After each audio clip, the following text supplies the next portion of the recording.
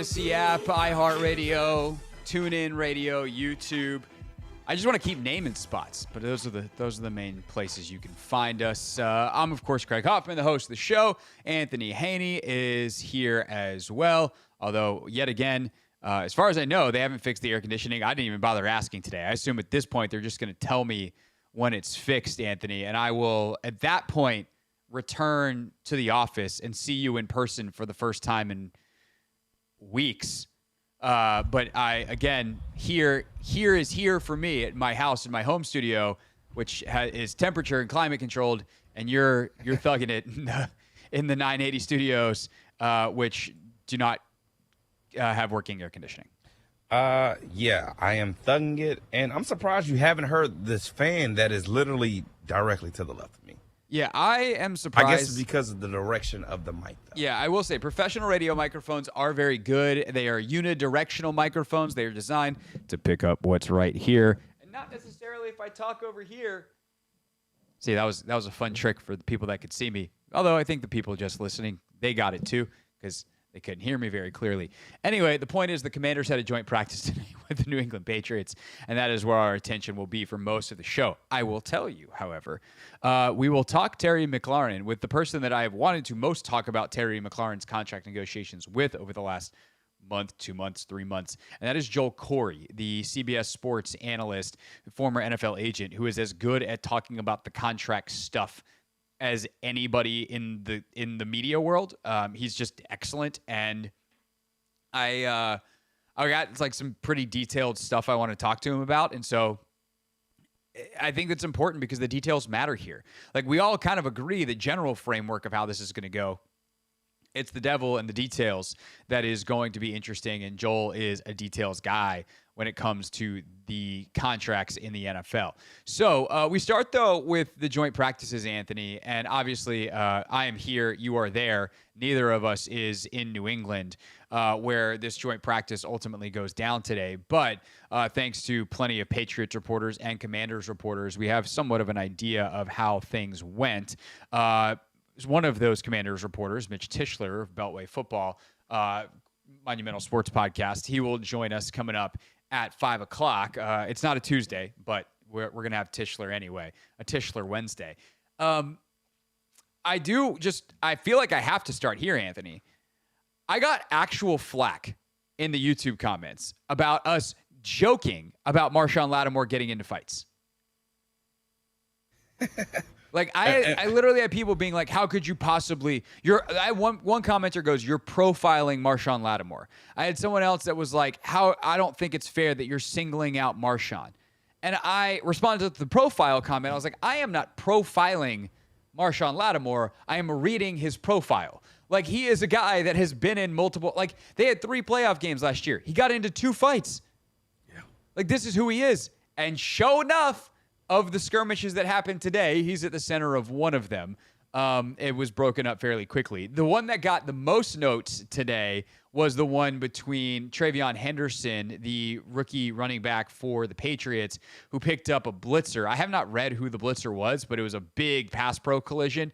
And Mike Vrabel gets in to break up the fight, and Vrabes comes out with a busted cheek. So that's a good time.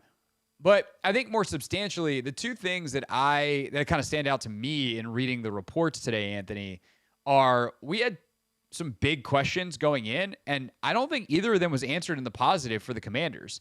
And those two questions were, how would they pass pro? And what's the receiver situation without Terry? And on the pass pro front, there's a lot of reporting about how Jaden was constantly under pressure. And now it's worth pointing out, Brandon Coleman not participating. So the offensive line was shuffled a little bit, and Laramie Tunsil apparently looked amazing. It's the other combination of 4 that you're concerned about, so at least the big new shiny trade item, that's going well. And there's no one I'd rather talk about that stuff than with Mitch, so we'll get into more detail of who was out there, who struggled, who actually did okay coming up at 5 o'clock. But, like, that's concerning because this is how they were going to be more sustainable. this improved offensive line play was how they were not going to have to rely on being historically great on fourth down and really, really good on third down. Statistics that tend to fluctuate year to year in major ways. And the Commanders were top of the league in both, or near the top of the league in both last year. So you have that front. And then you have the receivers who everyone's just kind of like, yeah, outside of, without Terry, this doesn't work. And this is a known commodity. It's enhanced by the fact that Noah Brown was also out. But this receiver room just isn't built to not have Terry McLaurin in it. And that is definitely part of the calculation that Adam Peters is making right now in terms of playing hardball in the negotiations, because there aren't any games yet. But I think it is a stark reminder that, like, we can say all we want, like, oh, the team's got all the negotiating power. And Terry, like, it is what it is. But, like, if he decides for real not to play, or is not the Terry McLaurin that we've known him to be, this offense is really going to struggle to be the level it needs to be for them to get where they want to go. I'm not saying they'll be bad, because Jaden's too good for them to be bad, but they're not going to be good.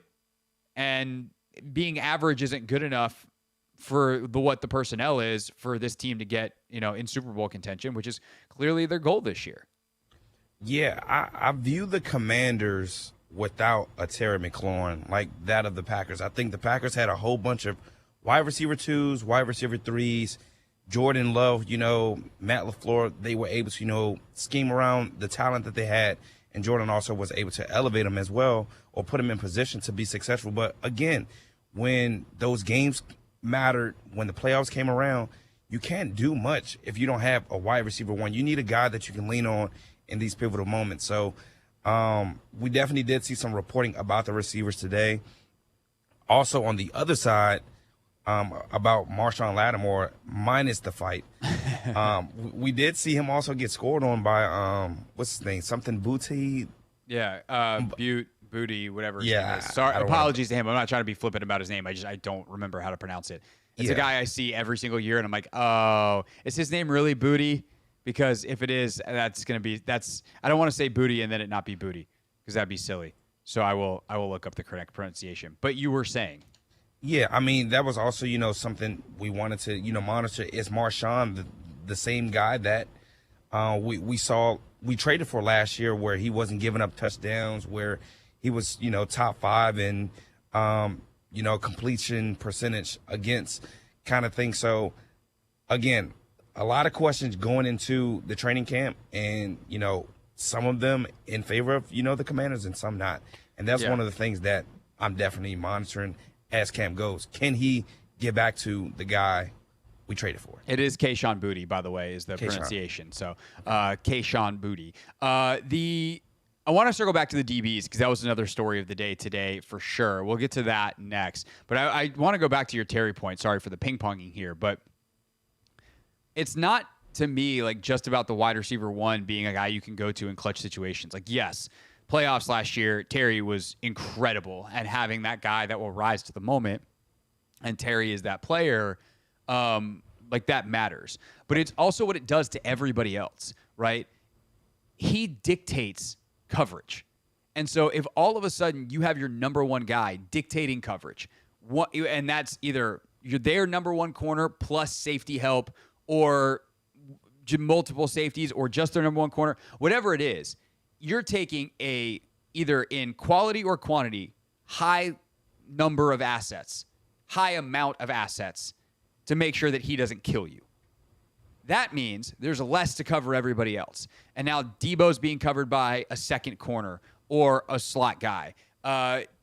Whoever the other, Noah Brown is not facing a number 1 corner, or Luke McCaffrey is not facing a number 1 corner. Jalen Lane is not facing a number 1 corner, because that guy is not occupied with Terry. There's less help to go around safety-wise. The way the linebackers play the underneath coverage that might be pulled a little bit towards Terry's side, that opens up space elsewhere. Like, it's not just a production thing with a true bona fide number 1 receiver. And that is something that is hard to calculate from a value standpoint, but you instantly notice it when it's gone. And that's the thing that I think I don't want to say like the analytics struggle with, because you can tell with stuff. For instance, this is a super simple statistic, but Jaden's QBR last year, I think, was 73 or 78 when Terry was on the field and 63 when he was off it. I think it was 78 and 63 were the two numbers. So a huge, huge difference in what Jaden Daniels was able to do when Terry's on the field, not just when he throws to him and not when he's on or off the field. It's the same as like the Golden State Warriors. Yes, Steph Curry is awesome when he shoots, but look at how many layups he gets them because two guys dart with Curry, and then all of a sudden a guy is wide open somewhere else because they slipped an off-ball screen. Like, that's the kind of impact and pull and gravity a true number one receiver has, and Terry has it. And without him, like, yeah, Zach Ertz is still awesome, and he had another fantastic day. Like, Zach Ertz is a modern marvel at this point. The fact that he's still doing this at his age, when everyone wrote him off 2 years ago. And he looked like he was done 2 years ago. He was on the practice squad for the Lions 2 years ago in the playoffs. Like, that's where his career was. But it's so much more than just what he does, and what he does is worth a whole lot. So this is the balance that Adam Peters is trying to go with, but he also knows that Terry hasn't really missed anything important yet. So why is he going to budge just for the sake of budging, even if, but let's not assume that he doesn't understand the importance of 17. We get back. The Commander secondary has kind of been the rave of camp so far. So what do we make of the fact that they didn't have a great day against New England? We will discuss next on the Hoffman Show.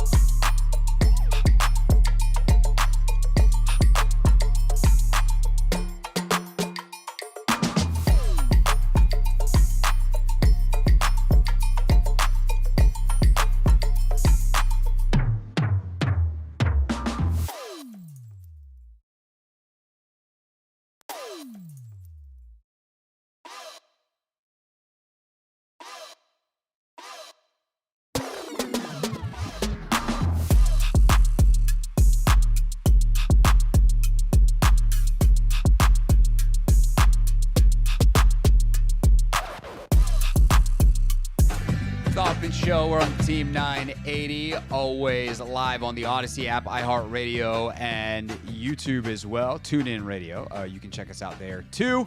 Lots of places for you to watch, listen, and if you can't do so live, the podcast is available on Apple Podcasts, Spotify, or wherever you get your podcasts. Coming up at 4:30, David Aldridge with a good column on the Terry McLaurin contract situation and why we are now getting to a point where something needs to happen. Hey, it'll happen eventually, phase of the offseason is starting to fade away. And David has some compelling points. We will talk about that coming up at 4:30. We'll go into detail on what a contract could look like at 5:30 with Joel Corey. And Mitch Tishler joins us at 5 to break down everything that he saw in person with his own 2 eyeballs today at Commanders-Patriots joint practice. What everyone seemed to see, though, and we have the numbers to back it up, Anthony, is a pretty efficient day in a lot of the teamwork for the Patriots quarterbacks. Josh Dobbs, the backup, Drake May, the starter. I think May went 10 of 12, and one of those 2 incompletions was a drop. Dobbs, 13 of 15. In 2 of their team periods. So a pretty efficient day against a Commander secondary that has looked like a bomb squad in Ashburn. And immediately, you try not to get like the PTSD, but like that gives me mega red flag PTSD to 2023 where it's like, oh man, the secondary is pretty good. Oh, they face Baltimore. They can't cover anything. Oh no. The difference was in 2023, like this is actually bad. This is a bad difference. The difference in 2023 was the guy that was playing quarterback would go on to win MVP that year.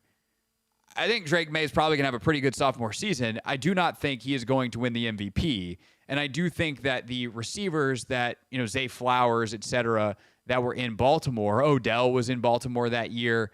And I think he had a couple catches. I think those guys are better than the Patriots receivers, respectfully to Demario Douglas, who's a good player, Kayshon Boutte, who we just talked about, et cetera, et cetera. Mac Hollins had an unbelievable day, apparently, today. So the fact that we know the Commanders receivers are struggling without Terry, outside of some highlight plays from Debo, and then there's inconsistency everywhere else, and the Commanders secondary all of a sudden not looking so great when they have to face someone else, I'm asking this honestly. I'm not saying your concernometer should be on 11. How high is your concernometer about this, though? I mean, a little concerning. Yeah, I'm not.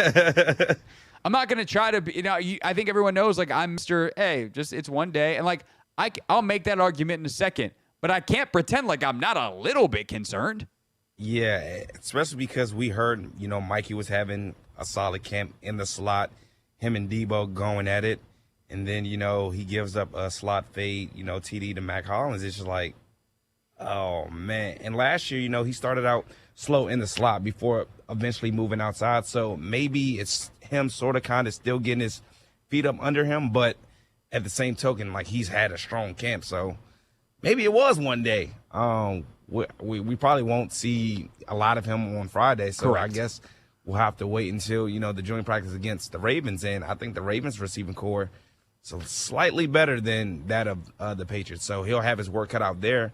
And if he does bounce back and have a strong performance against him, all right, it might have been one day, but still, we're seeing a fresh team or a different team, and we want you to go out there and treat it like a game situation. And if you're going out there and, getting bombed, that ain't good. That ain't good. No. Here's the let's not freak out argument. Okay. One, first and foremost, practice is not football. Practices are not games. In other words, practice is a controlled situation where you would like to see your players succeed. But part of what you build when you build a football team is how can we avoid bad situations? When you're practicing them as a defense, it's 3rd and 2, or it's whatever. You're in the red zone, you're in the strike zone, whatever it is, a situation you don't want to be in. Well, one of the ways you can avoid doing that in a real game is you play better on first and second down when the ball's back in your own end, right? And for instance, today, I do think the Commanders, the reports were pretty good with their defensive line. All right, Patriots didn't run the ball great. By the way, offensively, the Commanders did run the ball very well today, especially like outside, kind of attacking over the tackles. So Laramie Tunsil had one play, one of the other skirmishes when he like ran his dude into the sideline. Hey, that's nice. And if the Commanders do that and control the ball, then Mike Sainristil's not going to be in a ton of those situations. So in practice, it's like, you're in a bad situation. Reset the ball. You're in a bad situation again. Reset the ball. And so you're just continually on a death loop, depending on what drills your coaches choose to run on that particular day. So that would be thing one. Thing two, this is a defense that I think is made up of pretty smart players and pretty smart coaches. I think their game plans are going to be pretty good. They did not game plan for this. And so some of the stuff the Patriots were running, they might have easy answers to.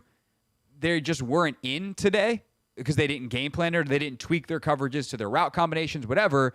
And, you kind of wind up doing that naturally when you face the same team every day. So in Ashburn, they kind of know, I recognize this route combination. It's being run this way. We've seen it 3 of the last 5 days. I'll make my adjustments. I'll be in the right place. Mm-hmm. If it's something new, like Logan talked about this on Take Command, he hated joint practices because he was a study guy and there was nothing to study. And so he might, look really good against Ryan Kerrigan for 2 weeks and then go face some guy who's not nearly as good as Ryan Kerrigan, but he's never played him before. And he's like, I don't know how to, where my hand placement needs to be against this guy. Oh, he's got kind of a weird chop move. What do I do with that? And so you never, and then I guess the last point would be, it's one day. Anybody can have a good or bad day, relatively speaking, in the NFL. And so I don't want to freak out over it. My concern meter is not like I'm hard limiting myself to like a 5.5 out of 10. But I also am going data point, back pocket. I want to see how it is if the offense starts to crank up a little bit. Do they start game planning some stuff, whatever, in practice? Do the Commanders' offense start taking a turn? And then obviously, like you said, in Baltimore, again, that's a great offense. So if you have a bad day, it might not mean that like it's the end of the world, but it is something that is relevant. Ultimately, we're not going to know until we get to the regular season. When they start game planning, when they've got, a real understanding and tweaks to their basic coverages to say, we're going to account for these things and these people. And the situations aren't dictated by what the coaches decide the situations are. They're dictated by the game. But you'd rather still play better than not. And I think it's pretty clear based off the numbers that were reported and the observational accounts that were given that the Commanders did not play great defensively in the past game today. So that's that. Did I do anything to ease your concerns? A little bit. Okay. A little bit. I did also see that Trey Amos had a couple of good reps against Stephon Diggs, so that's also encouraging. I would say the other encouraging thing in general is I feel like the reports were the Commanders did pretty well in situational work. And that's where they want to thrive. In the 2-minute, they forced an interception. Bobby Wagner got a pick a tip, and Mike Sanders still got a pick. I think that was actually red zone. But like the final period of the day for the Patriots, one offense. Okay, well, if you do that, doesn't really matter how you did in between the 20s. You get a pick in the red zone, no points given up, turnover, let's go offense, get back out there. On third down stuff, on other situational work that they did, I think that the Commanders performed better than they did in kind of the general teamwork, and that those are areas where we know the Commanders put a heavy emphasis, and it's also on those margins that football games are won and lost in this league. So that is encouraging and a positive data point for Washington as well. We'll see, obviously, how they perform on Friday. Different groups, basically. It'll be a lot of backups. There's basically no starters that are going to play. We can dive into that a little bit as we go, as well as, obviously, we'll see what they do against the Ravens in the joint practice coming up in the next couple of weeks. When we get back here on the Hoffman Show, though, Terry McLaurin, are we running out of time to say, like, oh, it's okay that this hold-in is happening? Like, what's the hard out? David Aldridge asked that question in a column for The Athletic, and I thought his answers were pretty good. We'll discuss David's column next.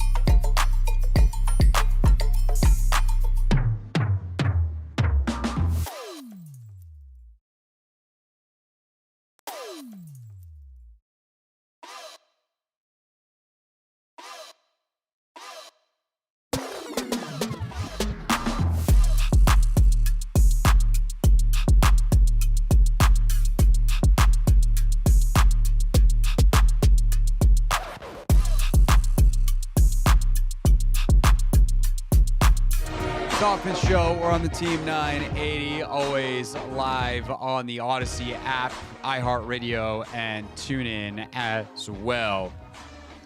We've continued to monitor, of course, the Terry McLaurin situation. Terry wants a new contract. I saw earlier today on Russell's show, one of the hosts from SiriusXM, Jim Miller, apparently said the Commanders and Terry are $6 million apart. Chris took that to mean annually, not total, which would make a lot more sense. I guess if it's a 3-year extension, $2 million a year apart. Now we're talking $6 million. Like, that's the difference between 33 and 27. So that's a pretty significant gap that they would have to cover. But at the end of the day, I think it's important to note that deadlines tend to spur action. And while we have blown through what could be perceived as a couple of deadlines, the opening of training camp, obviously Terry deciding he's no longer going to hold out is kind of another line of demarcation. I wouldn't necessarily say a deadline. Mandatory minicamp was another deadline back in June. We haven't necessarily gotten to the point where it's like, man, he's behind. Obviously, he's a little bit behind. But how far behind is he really for a guy that is as smart as he is right into the offense? You know he's going to study. You know he's going to be in shape. And he's got a built-in chemistry with Jaden Daniels. In some ways, you can make an argument that there is some helpfulness to him being out because it involves some problem-solving for the offense without him. Other guys get extra reps. Terry doesn't necessarily need these reps. Like, he's at 100. There is no such thing as extra credit, 101, 102. No, he just would stay at 100. At what point, though, are you behind? Do you need to understand, okay, I have my relationships and chemistry with Jaden, but I don't know how to run these routes that are in, exquisite combination with Deebo Samuel or Jalen Lane. Or I need to learn this new thing we're doing because we put in this new play that Deebo needs. Or I got to learn the timing of how Laramie Tunsil blocks on this tunnel screen because we know that the screen plays can be really helpful for the Commanders. See Terry in the playoffs last year, although that one was a wide receiver screen with one dude in front and he broke one tackle and goodbye. So I do think that we are getting closer to that. And that was the questions, those ones that I just asked, were posited by David Aldridge in a column he wrote for The Athletic. And I think David's, like, the premise is basically like, it's time to get this done. We are now in the first preseason game. We have 2 more to go. We have no starters playing this week. So this joint practice is something that would have been nice for Terry, but we're running out of room for him to get any real reps against an opponent. And frankly, even reps against his own teammates as we work closer and closer to the season. I will say this. It's August 6th. August 6th. A month from now, we will still have played 0 NFL regular season football games. So it's not like the season is next week. We have a couple more weeks of camp, 1 more week of like true training camp. Then when you get back off of your final preseason game, I'm trying to remember if they do this after the second game or are they doing this after the final preseason game. I'm trying to remember from last year, and to be honest, I don't. But they used to, after the 3rd preseason game, switch to a regular season schedule. But now with just 3 preseason games, some teams do it differently. But you still have true training camp for another couple of weeks, and then you have the off week between roster cut downs and week 1. Then you have week 1 with, week 0 up into week 1. So that regular first game week of practice. And Terry could ramp up there. But as David Aldridge astutely points out in his column, Dan Quinn has talked about, we will not skip steps for anyone coming off of injury or of missed time. And so whether this injury is legit that Terry has that has him on PUP with the ankle or not, there's going to be a ramp-up period where they make sure he's in shape to play in the Commanders' up-tempo offense. Because the last thing you want is that he comes back and then he pulls a hamstring or re-injures the ankle because it's not quite right and it's more susceptible to re-rolling and he turns his ankle on a cut. Whatever it is, they are not going to risk, and especially if they sign him to a new deal, And if he's not signed to a new deal and he just agrees to play out his contract, he's not going to want to skip any steps because he needs to have the best season possible so that he can try to have an even better contract negotiation next offseason when he's a true free agent, but he's already 30, entering his age 31 season. So he can't have any drop-off this year. So it's a pressure season for him, which is part of the reason why I think he's probably going to sign a contract before he suits up to play a game, and that'll happen before the Commanders suit up to play a game. The point is that we're running out of time, that we are now entering the phase where we have been running in slow motion at a ramp. And the ramp is good, what allows us to get safely from from off-season training camp. And really, it's only a little bit steeper in training camp. But then it's like, up we go into the regular season. And we are running towards that ramp. And it is getting closer day after day after day. And we're running out of what is a very slow incline, very short incline of training camp. And we're about to trip over that ramp and faceplant into it. Or we're just going to stop running on this. And that Anthony Haney, I would say, is less than ideal. Very less than ideal. But what would you say is a reasonable time frame for like the deal? Like in your mind, what would be an day now? Like, I mean, obviously, we would have all preferred it to be done before training camp, but like where we are right now, like I don't know. I don't think tomorrow is probably going to get done. But if it does, or if it doesn't, when's the Ravens joint practice? The 21st, August 21st. So I that would be my ideal timeline or time frame. Somewhere around there. I think it needs to be done with a week or so of ramp time into that. I want Terry McLaurin to be a full go against the Ravens because I think if you can do that, that is a really good way to get yourself sharp for the regular season. So that's what I would say is if August 21st is the Ravens joint practice. By August 14th, I want Terry McLaurin in training camp, off of PUP, practicing. And he doesn't need to do a full practice against the Ravens, but give me a week, and I'm good with that. And again, one of the things I think is so frustrating about this is, like, everyone knows where this is going to land. And these two sides refuse to get any closer. Like, that's the thing that I just don't understand is, like, how are these talks so unproductive? I just want to, I want to put the two sides in a get-along shirt with a contract. Somehow the get-along shirt, or maybe Adam Peters is left-handed or Buddy, Terry's agent, is left-handed. And that way it can work in a get-along shirt. One of them can sign with their right hand. One of them can sign with their left. Here's the contract. Who says no? You both say no? Okay, well, you're in a get-along shirt. Try to run away from each other. See how it goes. This one flabbergasts me, man, because I have budged within a very small range of what I think is going to happen here, but the entire football world is in a very small range. Everyone seems to agree, but the two sides actually negotiating, and what the two sides actually negotiating want, the football world consensus is dead in the middle of them, which just seems like the obvious outcome. Maybe we're missing something. Maybe there is something that Terry's side or the team's side has that is a piece of data that we are all missing. I do not rule that out. They do this for a living. But it feels currently very silly. Yeah, two things. So the game is actually August 21st. The joint practices are August 15th and 16th. Okay, so Terry should sign this weekend. Yeah. Sign Friday. Yeah, well, Friday's game day. Let's get it done on team's going to fly back after the game. Terry, meet me at the office on Saturday. Yeah. Bring Buddy. Let's get this done. On paper, Jerry Jones, not a handshake deal. Did you see his quote today, by the way? He's ridiculous. I bought the Cowboys on a handshake deal. No, you didn't, you doofus.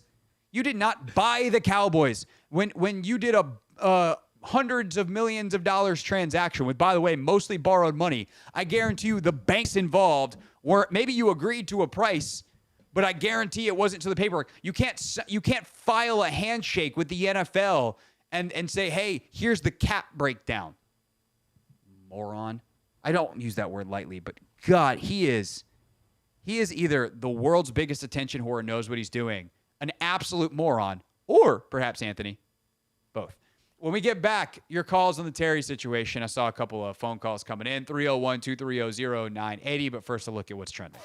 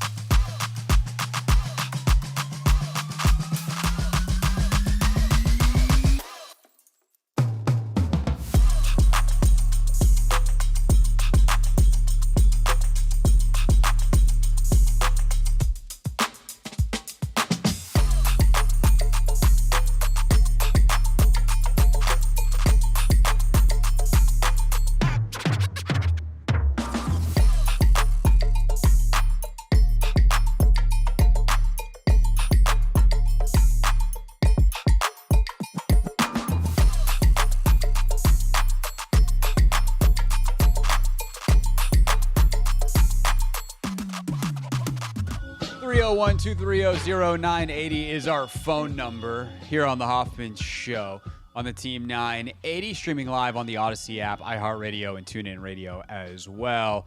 Taking your calls as Terry McLaurin misses practice today up in New England. He, one of 7 players who did not travel. Of course, he's on PUP technically, as well as we know he's holding in. Sam Cosmi on PUP as well. He did not travel. 5 others: Javonte Jean-Baptiste, Jordan McGee, Noah Brown, Brandon Coleman. Oh, I'm almost 5 for 5, Anthony. Who's the other one? Son of a biscuit. Marcus Mariota. Bam! Did it off the top of my head. Those 7 did not travel. Obviously, none of them will play in the game on Friday. Also worth noting, we'll talk about this a little bit more with Mitch Tishler coming up in 9 minutes for Not My Beat. But if there was a guy who got a lot of reps today in the joint practice, he's not getting a lot of reps in the game on Friday. So a guy like Ja'Cory Krosky-Merritt, didn't see a lot about him today. I think that's because we're going to see him quite a bit in the game on Friday. Let's take your calls, though. About Terry, we're just talking about him and off the back of David Aldridge's article in The Athletic this morning. Let's go to Terrell in Baltimore. Terrell, thanks for calling. You're on the Hoffman Show.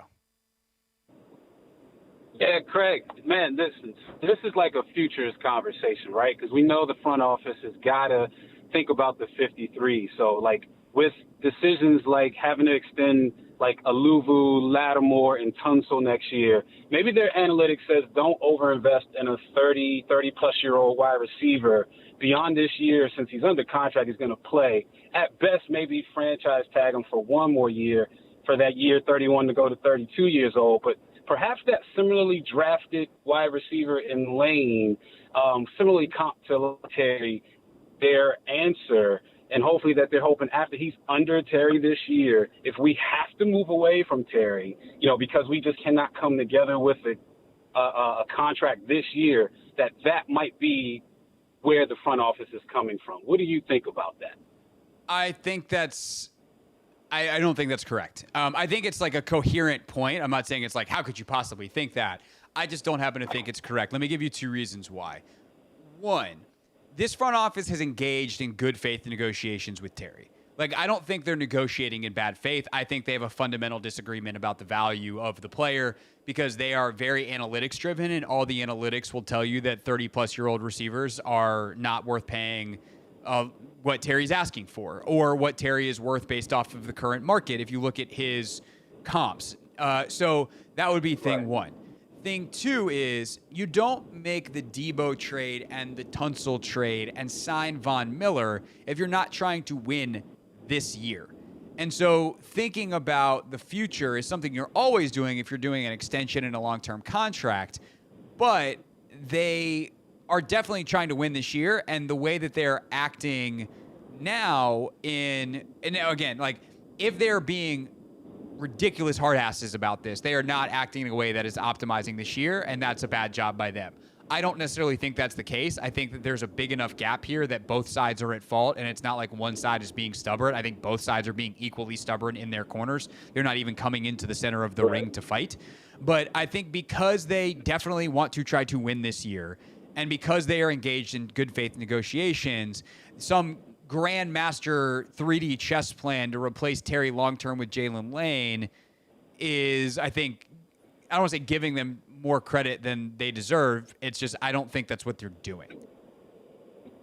But, I mean, they have him under contract this year, so is that much of a concern as opposed to thinking about the futures? That's why I wanted to bring that up. Yeah, I got you for this year. Yeah, I think that, like, you're always trying to plan ahead. You're always, I mean, they drafted Johnny Newton last year because they knew that John Allen was entering what is essentially the final year of his deal. They know that Terry's entering the final year of his deal, but they also understand the business. And I think that sometimes we don't, like, the he's under contract thing is a little bit silly because we all, like, everyone in the business understands how the business works, which is why typically it's a bunch of people in the business or formerly in the business telling people on the outside to relax. If you talk to players about this stuff, like if we're talking about it on Take Command and Logan talks about it, or if the beat folks ask players about it, when I used to be on the beat, when I asked players about other players' contracts, they all understand the score.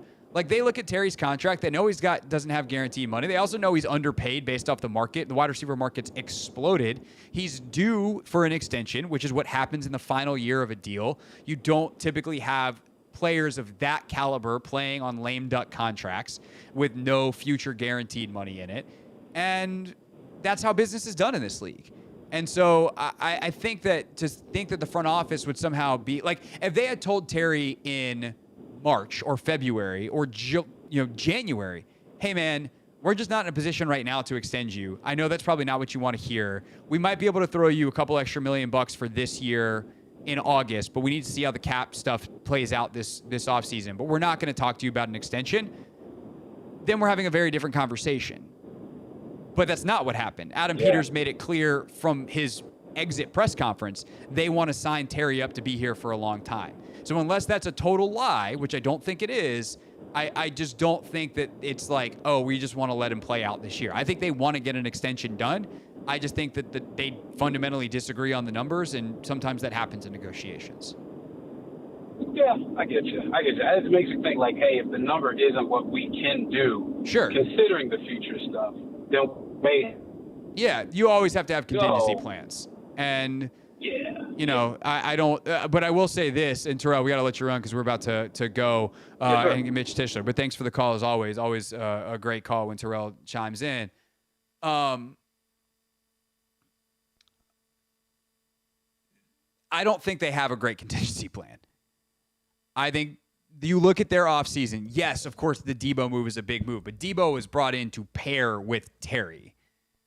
He wasn't brought in to replace Terry. They're two very different players. They don't have someone who can do what Terry does because there aren't a lot of people on the planet that can. Wide receiver ones, bona fide, good ones, aren't walking around available. And it's fair, I think, in this offseason that was designed around making life easier for Jaden Daniels, if they can't get this done, to reevaluate that offseason and say, like, well, what did you really do for Jaden Daniels? Yeah, you did some good things, but you took away the best thing he had, which is why ultimately I feel like sometimes that's where the conversation ends, and then it's very hot takey in that way. But I will add this one thing on top of that to give management credit here, which is probably why that's not going to happen. It's why a deal is going to get done, or I'd be absolutely stunned. 301-230-0980 is the phone number. Save it if you wanted to call in but didn't get a chance to. We are going to the guest line next, but always open to taking your calls when we have the time there. Mitch Tishler is in New England, the co-host of the Beltway Football Podcast and one of our regulars during the regular season. Joins us next here on the Team 980.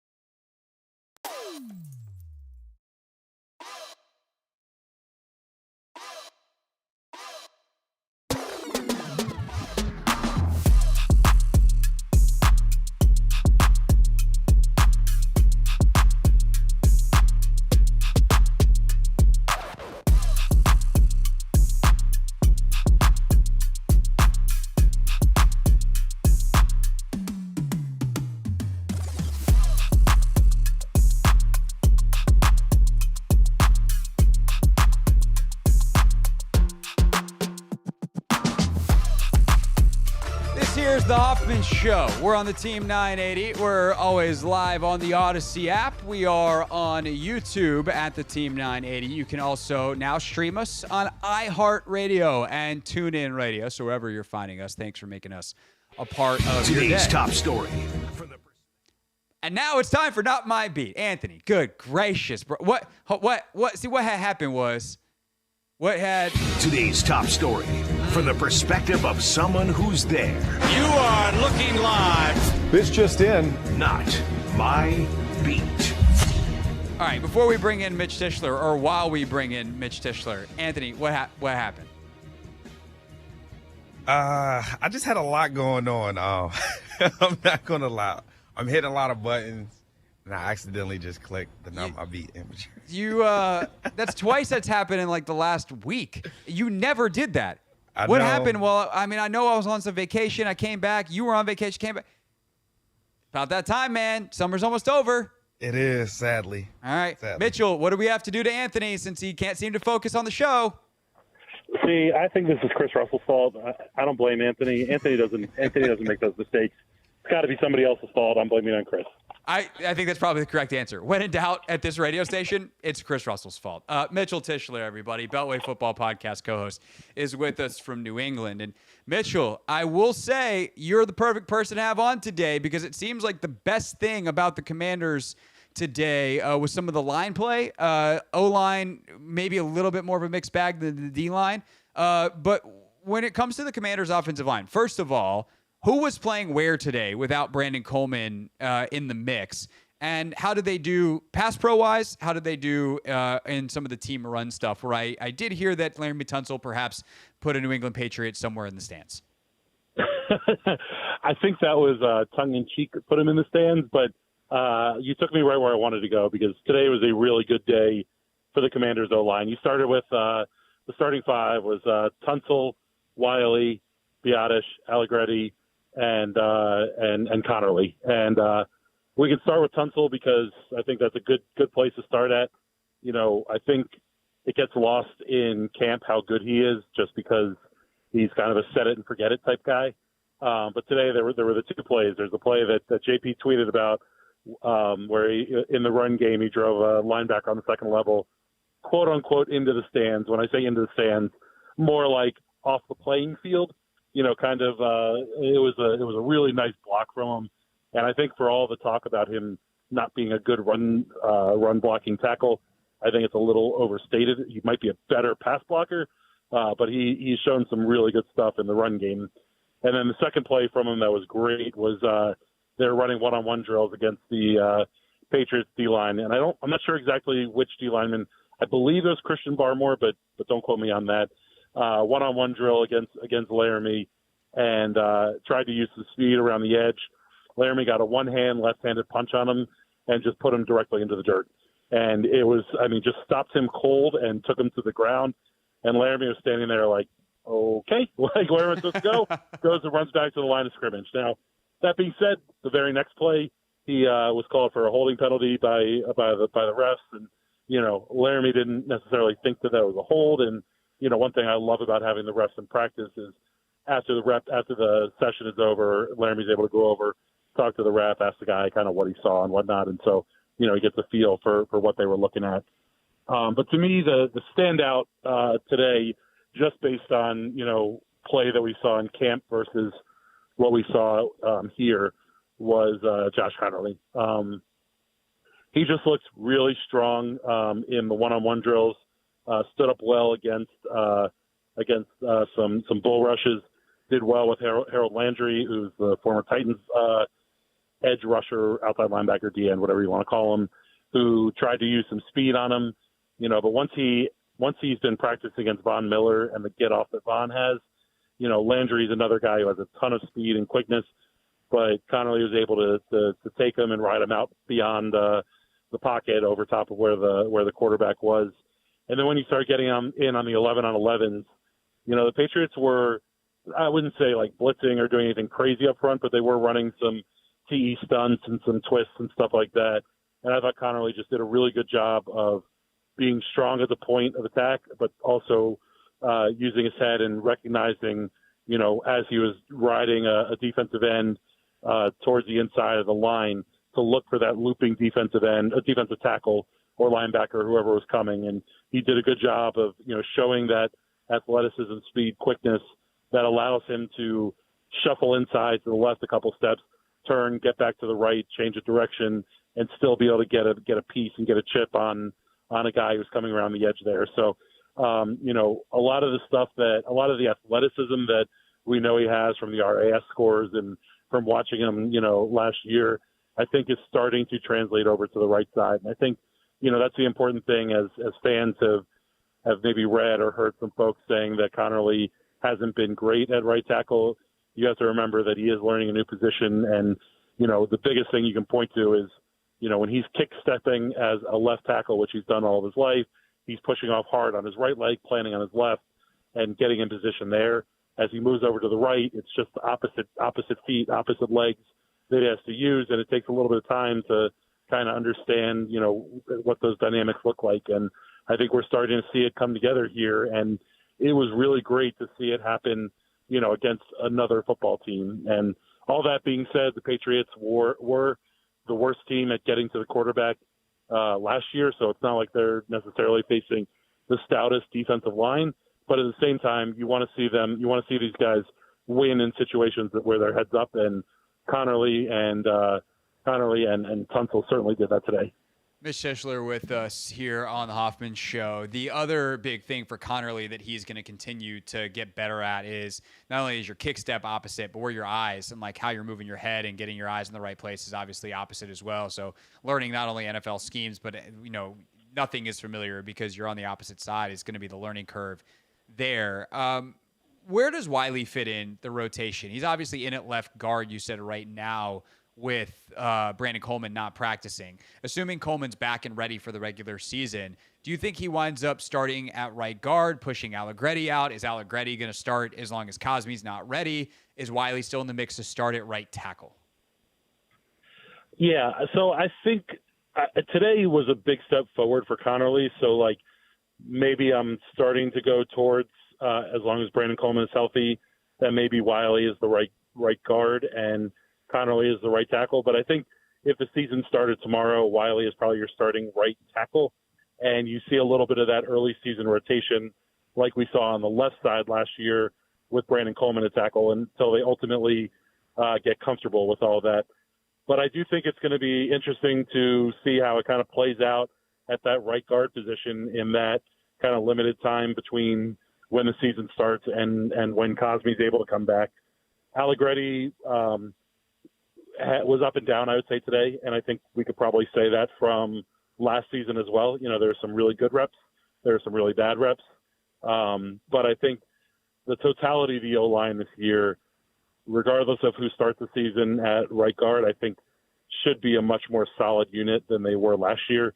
I think last year they were bailed out a lot by, Cliff Kingsbury taking care of them with the running backs and the tight ends, with the chips and the staying in the block, but also obviously with Jaden Daniels being as athletic as he is in the backfield. Today, we didn't see Jaden take off and run at all at any one time during the 11-on-11 drills because he had a nice pocket that he could step up in and sit and wait and read. Now, there were other issues with the offense with kind of the non-Deebo Samuel wide receiver group, not creating a lot of separation and not being able to get particularly open. But, you hope that changes with Terry McLaurin and Noah Brown, being available. And then, maybe you're taking both Luke McCaffrey and Jalen Lane more into kind of a slot type role, or, playing on the outside when they start getting gadgety with Deebo, kind of whatever they end up doing. There's a lot of stuff that we're watching now that, just kind of changes dramatically with the addition of Terry McLaurin and with the addition of Noah Brown getting back into full practice and 11-on-11 stuff. So they've looked good. I thought the offense looked good today. If you look at the four units, the Commanders offense, Patriots offense, Commanders defense, Patriots defense, the Commanders offense was the best group of the four at practice today. And if this was a game, they would have scored a number of points. That's good. We like points. And it seems like Jaden was definitely, the line, as you said, played well. I did feel like I saw a couple of things where there were some pressures happening, and Jaden was just able to get rid of it because he's that good. But on the receiver front, Mitch, it's not like Christian Gonzalez and Carlton Davis were out there either. So New England was down their two top corners. So with that being said, like, what level of concern do we have with these non-McLaurin, non-Noah Brown, non-Debo Samuel wide receivers, knowing that, yes, they were being asked to do more than they will optimally do, but they were being asked to do it against a like level on the depth chart on the other side? Yeah, I mean, I think it showed up the most in the 2-minute drill session at the end of practice, where the Commanders weren't able to get into the end zone there, with the inability to kind of separate or make those contested catch type plays, because as you get, in a more compressed area of the field, you want your best players out there, and those are the guys that are going to go out and make plays. And obviously Terry McLaurin is a part of that. I think with both Luke McCaffrey and Jalen Lane, they probably trend more towards slot receivers than they do necessarily outside receivers, and maybe Jalen Lane a little more on the outside. But I look at those two guys who are going up against corners who are smaller bodied, quicker players. But if they were in the slot going up against either linebacker or safety types, I think that their quickness and their ability to use their speed, I think is a little bit more effective. And so I think we're seeing these guys play a little bit out of position, and not that, they might not be asked to do that during the season, but not play after play after play after play. And ultimately, if I think of Luke as more of a slot guy, I can see, a little bit of what he's doing now and how it could translate if he's up against a safety versus a corner who's out there. And, and that's where I think, the advantage is for really both of those guys at this point in camp. The concern level of Terry and or Noah or both are not there at the start of the season is, at least as far as the receivers go, extremely high. But all that being said, when Jaden Daniels is your quarterback, he can put a Band-Aid on a lot of different problems. And, the way that he delivers the football to these guys is wild to watch. We get used to watching it here as we were watching it with, some of these Patriots reporters and folks that were around for the Brady years. Not that they're comparing Jaden to Brady. We're not going there, but they were talking a lot about the speed with which Jaden reads the field, knows where he wants to go with the ball, and gets rid of it. They felt was, kind of Brady-esque in that he was just, he's so confident and so good at knowing kind of who's going to be open or who should be open, that he's able to, use his eyes to move safeties and linebackers to a particular part of the field, knowing that he wants to ultimately go to whether it's Zach Ertz, on a seam route or whatever. But Zach Ertz also today was just fantastic. And we've seen it in camp. He's just such a safety blanket for Jaden. So quick off the ball. He does such a good job of using his big body to wall off these, linebackers and safeties that are ultimately covering him. And his hands are so sure. It's really impressive to watch.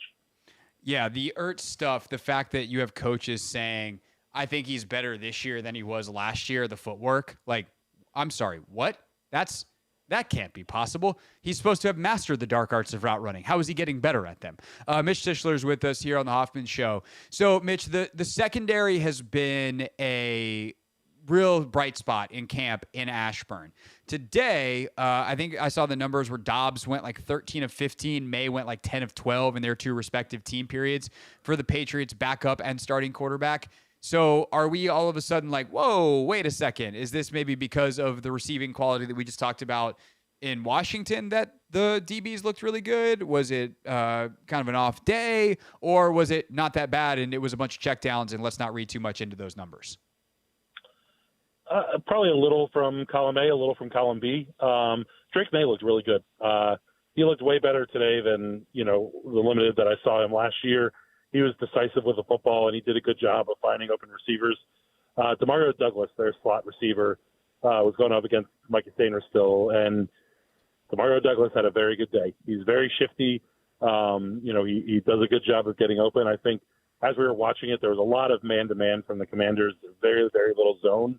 And so, you're seeing a lot of that kind of, mano-a-mano type thing. And, obviously you want your guys to win in those situations more often than maybe they did today. but you're also, not taking the quarterback down. You're not sacking the quarterback. You're not, doing those sorts of things. And so May had some time. So there was, some training camp plays, some plays that ended up being, receptions or long catches that probably would have been a sack, a throwaway. Maybe May would have had to tuck it and run a couple of times. But there were, individual, I would say, plays where all three of the corners, Amos, Sanderstill, and Lattimore all kind of got beat on different routes. But I think it was kind of spread. Maybe it's a good thing or a bad thing. It was spread out between the three of them. Amos was lined up a lot with Stephon Diggs, and I just thought it was a really good test for him. Not that Diggs is going to necessarily beat you with speed over the top anymore at this point in his career, but he's a crafty vet. He knows what he's doing, and Amos did a good job when they were jamming at the line of scrimmage of getting his hands on him and kind of staying in his hip pocket, kind of right behind him. And then secondly, he did a really nice job on a couple of deep balls. Certainly in the red zone, there were some extended quarterback plays, which maybe Drake May makes during the regular season. Maybe he doesn't. And Amos does a really good job of staying with receivers. And when he sees those receivers flash their hands, he whips his head around and is able to get his hands on in between the receiver's hands or on the ball as he goes to make plays. Lattimore on the other side, I thought was a little more consistent in terms of the play and the deep ball that he got beat on was he was reading the quarterback's eyes, thinking it was going to be a little bit of a quicker pass, and ultimately his guy was able to get over top of him. That's one of those that I think you kind of learn from, and you see these guys wanting to fill the Joe Witt, Dan Quinn style of football, which is turnovers. Go get those picks. And ultimately, Mikey had a pick right at the end in the 2-minute drill on a tip ball from Bobby Wagner, which is a really nice play. And so, we're 2 weeks into camp. We're still a month away from the first regular season game. I think you're seeing, training camp is the time for these guys to try and go out and make plays and do, quote unquote, a little bit extra, and then, kind of see what is too much versus, what is aggressive. And so I think we saw a little bit of that today. The Commanders' defense wasn't as good as the Pats' offense, but ultimately I think that some of that was, them playing an ultra-aggressive style, and we're going to see a little bit less of that come the regular season. Yeah, I think that's fair. And then I think the other thing, too, to remember is, guys just try stuff. Especially if you're a guy like Lattimore is a vet, you're trying stuff. You're seeing what you can get away with in a way that's different than you will in the regular season. So sometimes it's really, really hard to judge how well any particular player is playing in this time of the calendar. Last thing for Mitch Tishler. We start in the trenches. We end in the trenches. D-line, the much maligned Commanders D-line. I feel like I saw they had a pretty good day today. All in all, how did they do? Yeah, what I've seen, what I care about most, and I know getting after the quarterback is going to be an important piece, and I know that's where the quote-unquote edge angst comes from. But in the run game, you are seeing a much more disciplined front four, and I think you're seeing the defensive ends are playing the run to get to the pass. So by that I mean they weren't running situational third and longs where they could pin their ears back and just get off and go after the quarterback. But you see these guys run, working through a tackle to get to the quarterback as opposed to running around the tackles to get to the quarterback. And that's an important step in that, we talk about setting an edge and not letting the running backs get to the edge where they're one-on-one with a DB or an outside backer or whoever.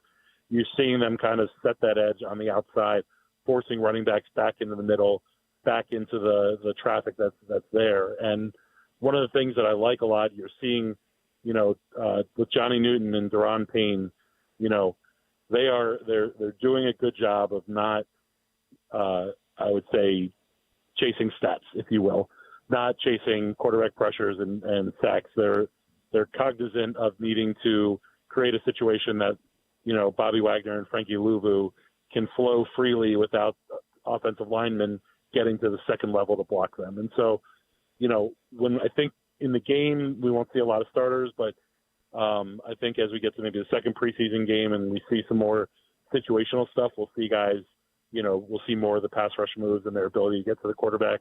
Dietrich Wise, who played here in New England since he was drafted, I think, in 2017, had a really nice move in the one-on-one drills. He had a swim move over a tackle and, would have gotten at least to the quarterback or his hands on the quarterback. We know who Von Miller is. I think I'm seeing a little bit more from Dorrance Armstrong. I think you can see these guys learning from Von. You're seeing when these edges are using their speed, they're getting low as they get around the edge, not giving tackles a whole lot of body to block. And I think Dorrance specifically, I've seen a lot more use of speed but also like using that speed well, not just, being a cannon being shot at, 10 yards into the backfield.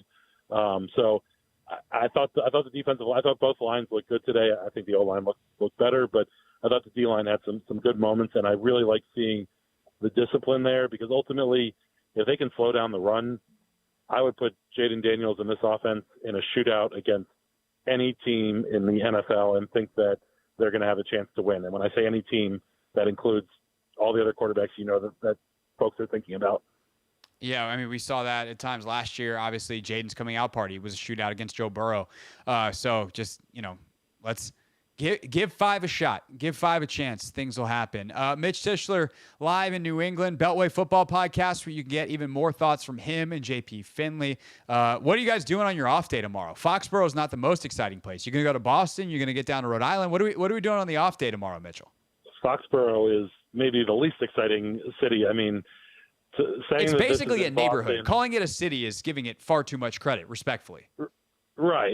It's there's not a whole lot here. I'm actually flying back tomorrow. I'm not hanging out for the game. We'll be doing our Beltway football coverage afterwards. But even yesterday, we had some delayed flights getting into town, trying to find somewhere reasonable, decent to go get a bite to eat and maybe a beverage or two. The places are few and far between. But the folks that have 4 nights here up in Foxborough, I feel for them. Yeah, just go knock on some random person's door. Be like, "Hey, I'm in town. We can park in your driveway. You got a beer?" And see what happens. I feel like JP would actually do that. I should probably not put that out into the universe. Or JP Finley is going to be knocking on random people's doors in Foxborough. Anyway, Mitch Tishler, co-host of the Beltway Football Podcast with JP. Check out their coverage on the Monumental Sports app and anywhere you get your podcasts. Mitchell, thank you, sir. Safe travels back, and we'll talk to you soon. Absolutely. Thanks so much. Mitch Tishler here on the Hoffman Show. When we get back, there is nobody, and I do mean nobody, I have been more excited to have on recently to talk about the biggest story that is happening in the Commanders universe. Terry McLaurin's contract situation, conversation with CBS sports analyst and former NFL agent Joel Corey next on the Hoffman Show.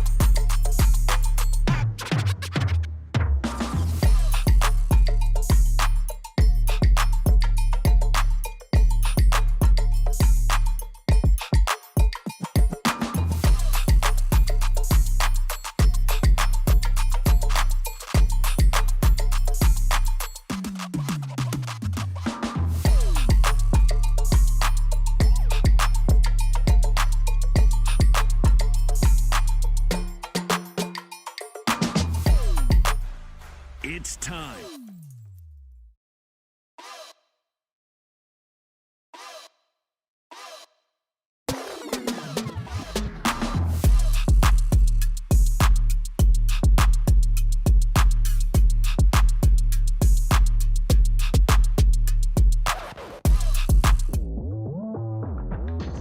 The Hoffman Show. We are on the Team 980, streaming live on the Odyssey app, iHeartRadio, and TuneIn Radio. And of course, you can also watch us live on YouTube at the Team 980. Our pleasure now to welcome to the show Joel Corey, former NFL agent. You've probably heard him talk contracts either on the station or on many other outlets before. He is the best in the game doing it, and we are very happy to have him. Because, Joel, I don't know if you've heard, but there's a receiver here that is still here in D.C. while the team is in New England, and he would like a new deal. So I'm very appreciative of your time. Thanks so much for joining us. Thanks for having me. So I want to kind of start at the end if we can. We can get into the details, and we should, and I have a lot of kind of more detail-oriented questions that I think you are one of the few people who can answer in a second. But it does feel like this thing is going to head towards Terry signing some kind of extension in the $28 to $30 million range for probably 3 years with, let's say, plus or minus $5 million guaranteed from the $60 million that DK Metcalf got, whether he winds up going over or under, TBD. And those details matter. But is there an outcome that you see outside of that range that is possible, or do you kind of agree with the consensus here that that's where this is headed? Yeah, I agree, except for one thing. I have a hard time seeing Terry signing for less than T. Higgins for one reason. T. Higgins signed for $28.75 million per year. He's the top of the number 2 receiver market. He might be a number 1 receiver someplace else, but not in Cincinnati because of Jamar Chase. Terry Higgins is your number 1 receiver, so that's a bar that I think is his minimum. Obviously, he's going to want over $30 million, but yeah, generally I agree with what you're saying. Okay, so if we agree that's the case, the devil then becomes in the details. And I've spent a lot of time trying to explain to folks the best that I can at my knowledge level about kind of how that DK Metcalf $33 million a year number is on some level a fake number, right? It's inflated by a final year that is not guaranteed, and there's basically no way that DK Metcalf is going to see that, but it pumps up the AAV, and it's a good headline for the agent. I know that's something that you tried to avoid as an agent. You were someone who was very focused, and I heard you talk about this with Robert Mays when you guys did that big show back in June about the salary cap, where you're like, give me the substance of the deal. But like, I guess my question would be, Joel, if that's important to Terry, what would stop Adam Peters from giving him an equally fake final year on an extension to get the AAV number up there so that kind of everybody wins? The team gets the numbers that work for their cap sheet, the cash flow is right, and the agent gets the headline, and Terry gets the respect, if you will, of being a $30 million receiver. Yeah, there's nothing really preventing that. You're right. That's something I didn't want to do. I looked at the deal is the deal. I don't need a fake year to inflate it. That also gets to be used for recruiting purposes because parents, prospective NFL players don't really know the granular details. Because if you take out DK Metcalf last year, the deal average is basically 32.1. So I would imagine that's where the Commanders are saying, no, it's not almost 33. This is what it is. In Pittsburgh, Metcalf got something which rarely happens. They got into the 21st century and out of the dark ages with contracts in 2021 with TJ Watt. That was the first time that they did guarantees that weren't just injury for a veteran contract. Ben Roethlisberger, the most he ever had were injury guarantees, not skill and cap guarantees where money was fully guaranteed. Metcalf is the third guy who has a fully guaranteed salary in the second year. It's happened to Watt now twice and Minkah Fitzpatrick a couple of years ago. So this is unusual for Pittsburgh. He's got $60 million guaranteed through the first 2 years. He's got a small fifth day or third day league year roster bonus in the third year and like $20 million guaranteed for injuries. So that's where the $80 million number comes from. But it's really 60 in what I call true guarantees. Do you think that McLaurin will wind up getting that number, or do you think he will wind up slightly under that number? Well, I think whatever's in the first 2 years is going to be fully guaranteed at signing. The question becomes, is there going to be a guarantee in the third year? That, if so, guaranteed for injury, and then when does it vest? What you want from a player standpoint, agent standpoint, you want a third or fourth year guarantee to vest a year early.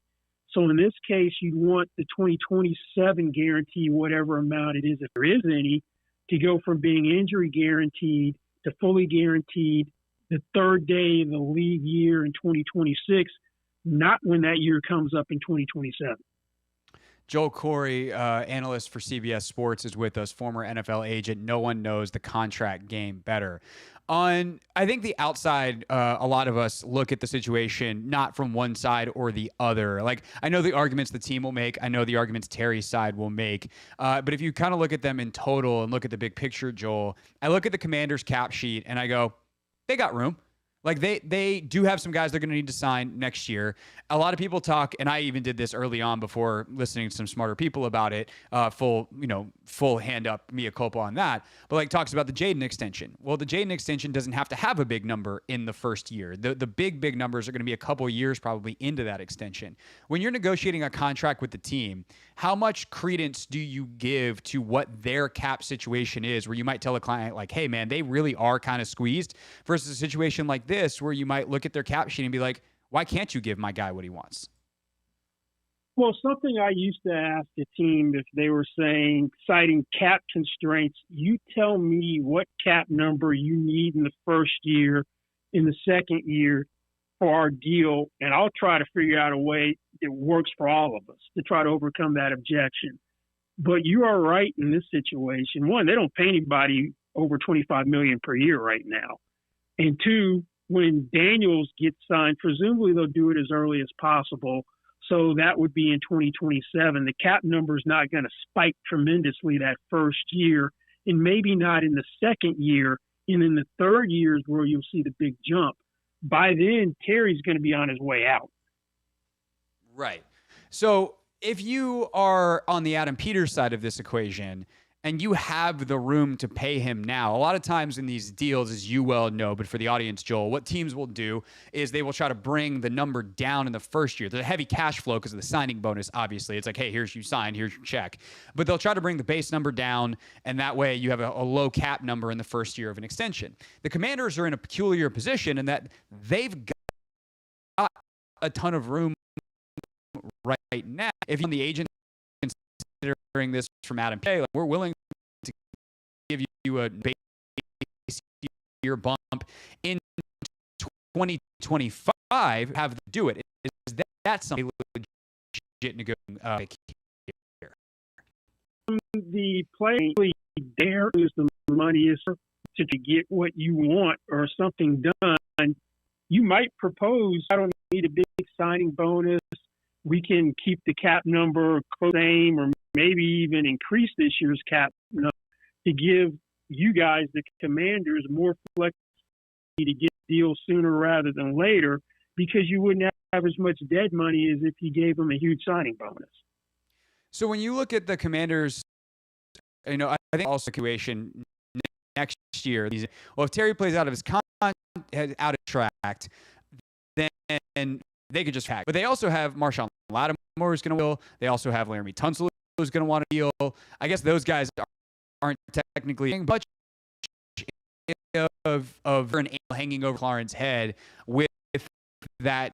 And what does that do to these negotiations? Yeah, he probably doesn't want a franchise tag because then you're talking about trying to get a deal a year later. And if age is already a concern, it's more of a concern, especially if he has some sort of drop statistic. He does have a drop, and you wouldn't franchise him anyway. That number is going to be slightly over $30 million the way the franchise tag provisions work. It's going to be 100% of his prior year's salary, but that typically means cap number, not actual salary in this case. And if the Commander brought up where we could franchise him, the agent should know what that number is. And he's like, well, that's $30 million. If you're going to franchise him for 30, why can't we deal in that range? Yeah, you're going to have those two guys, particularly Thompson. Lattimore, I don't know injuries with the leg injuries last year, but he didn't look like the Lattimore they thought they traded for him. So he needs to play a lot better than he did here for a contract considering Tunsil is in a contract year in 2026, so I presume that's going to be a top priority in the offseason, if not sooner. Yeah, they've got Frankie Louvu, who is guaranteed money as well. Toronto, there are plenty of guys that are going to be wanting new money. It'll be on the cap sheet in order. Joel Corey with us for another few minutes here on the show. Joel, Terry, as I'm sure you saw, that big, long press at the commercial shoot. One of the points that I thought was interesting, I don't know what validity is, that's ultimately going to be my question here, is interesting that he brings up the fact that he did hunt his first 2 years at Ohio State, the fact that he is turning September, that he just go 30-year and doesn't feel like he should be subjected to statistical prediction analytics heavy front office that the Commanders have are probably. Do you think it means for you? It's not very. Yes, I did help represent someone who didn't have a ton of NFL mileage because the way his career started in Jimmy Smith. He didn't do anything his first 3 years, and once he turned 30, he played, I think, 7 seasons, and 6 out of the 7 he had over 70 catches and 1,000 yards. So I can kind of see where he's coming from. But from what I understand, the new regime, ever since the ownership change, is more analytically driven. So, and then in the past, so they're looking at, okay, 31, here's what we kind of expect, or here's what's happened historically, 32, 33, and that's where the reluctance comes from. Although he can say, I had the best year of my career last year. I've been remarkably consistent. I'm durable, and I'm not slowing down. Right. So that's an interesting point to raise, too, because I think the team would say, yeah, like we got you the quarterback, And that's why you had the best year. Terry's like, well, this is what I can do with a great quarterback. That guy's not changing. Do you fall on a particular side of veracity of those seemingly, kind of two sides of a coin argument? Yeah, I thought more on him because he can say, well, I'm quarterback proof because he had a rotating cast of less than stellar quarterbacks, and he still, last year was his 5th straight 1,000-yard season. So not every receiver can say that they can be productive regardless of who throws in the football. So here's what you get when you get me what looks to be a franchise quarterback. I'm only scratching the surface with this guy in Jaden Daniels. So I'm expecting to do bigger and better things is where he's going to go with that. And then last but not least, Joel, I don't know how much you know about this and the scuttlebutt and this, that. So answer this however you like. There's been a lot of criticism of Terry's agent, and some of it has been more specific than others. So what have you made of whatever you've heard of the job that Terry's agent is doing representing his client in these negotiations, and what an agent's job is in a situation like this? Well, an agent's job is to execute your client's wishes. So you kind of take your cues from your client. The trade request should only come if that's what the client wants. A lot of times you'll see trade requests made out of frustration and the player really wants to be there. You can say what you want about Buddy Baker, but he did get a job. He did get a deal done once with the Commanders, different regime, and it was done without a holdout. So if he's holding everything to the guys in McLaurin's draft class, A.J. Brown and D.K. Metcalf, you got to look at the entire universe of the receiver market and not just tie it to those specific guys. That's interesting too. Obviously, it's a wide swath right now. You have it exploding at the top end. You have guys like Evans and Sutton taking what seem like far lesser deals compared to what McLaurin wants. And then I think the T. Higgins point is a great one too in terms of where the wide receiver 1, wide receiver 2 cutoff is. So, Lord willing, this thing ends soon. Again, to wrap it all the way around, it feels like we all know where it's headed. It's just a matter of everyone arriving there that needs to. Joel, great stuff on this and all the other coverage you're doing elsewhere. I've heard you comment on Micah and all the other stuff. So really appreciate your time and your expertise, and we'll hopefully have you again on down the line. Sounds good. Thanks for having me. What's up, kiddos? It's your boy Clinton Yates from ESPN. It's the Hoffman Show on the Team 980. Tell your mama I said what's up.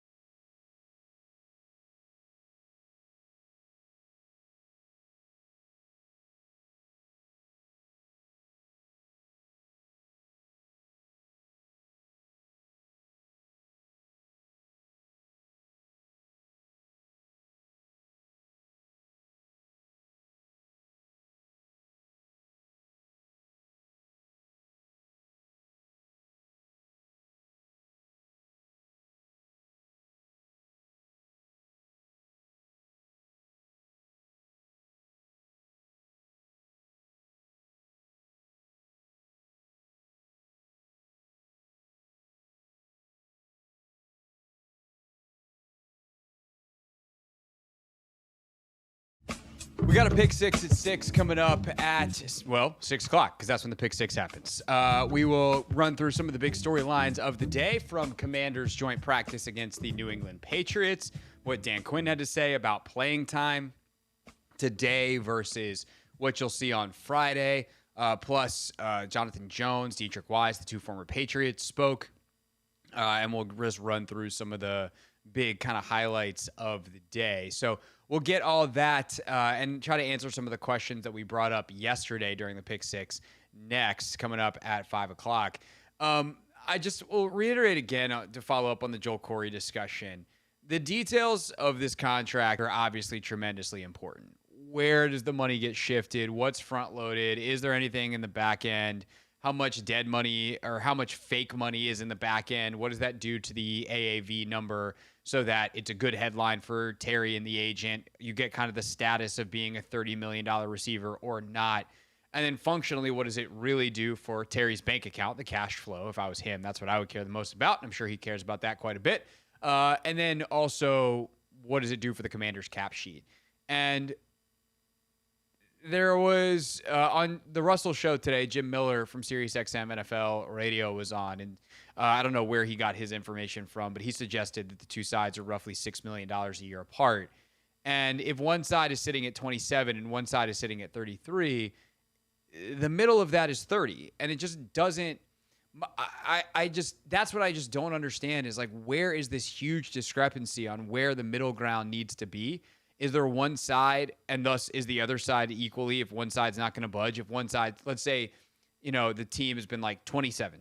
Nope, we're not going higher. 27. Then the Terry side doesn't have any impetus to be like, okay, we'll meet you. If we've been saying 33, we'll meet you at 31. No, 27 is what we said. Like, one side playing hardball? These are the things that we don't know, which is why I've tried to stay away from assigning blame to one side or the other, saying that Terry's side is being selfish or Adam's side is being unreasonable, the team side, the player side, whatever.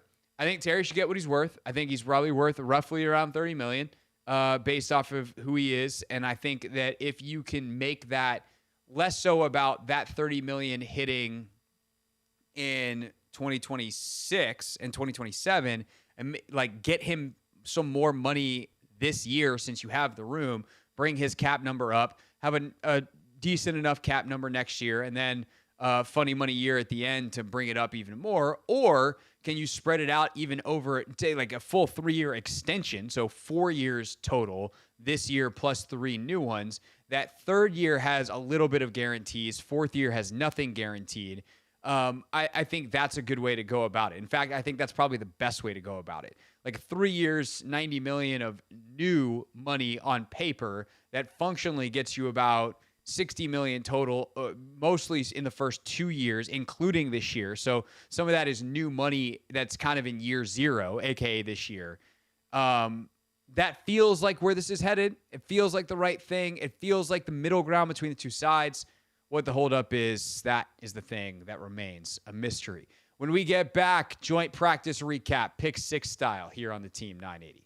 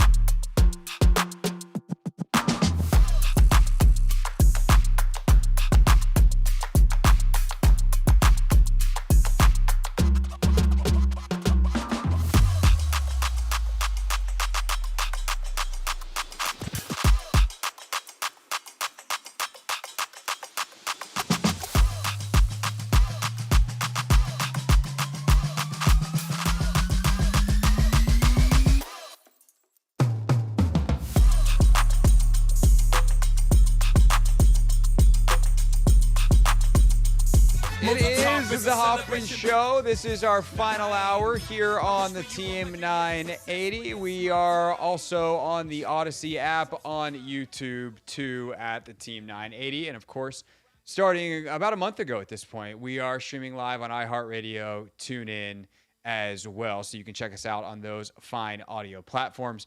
If you were watching on YouTube, Anthony, nobody saw you dancing except for me. I was on a one shot. You were not on the screen. I'm so sorry. You were really getting into the rejoin. Yeah, I was getting into the fist pump and, the hand wave and. Yeah. Yeah.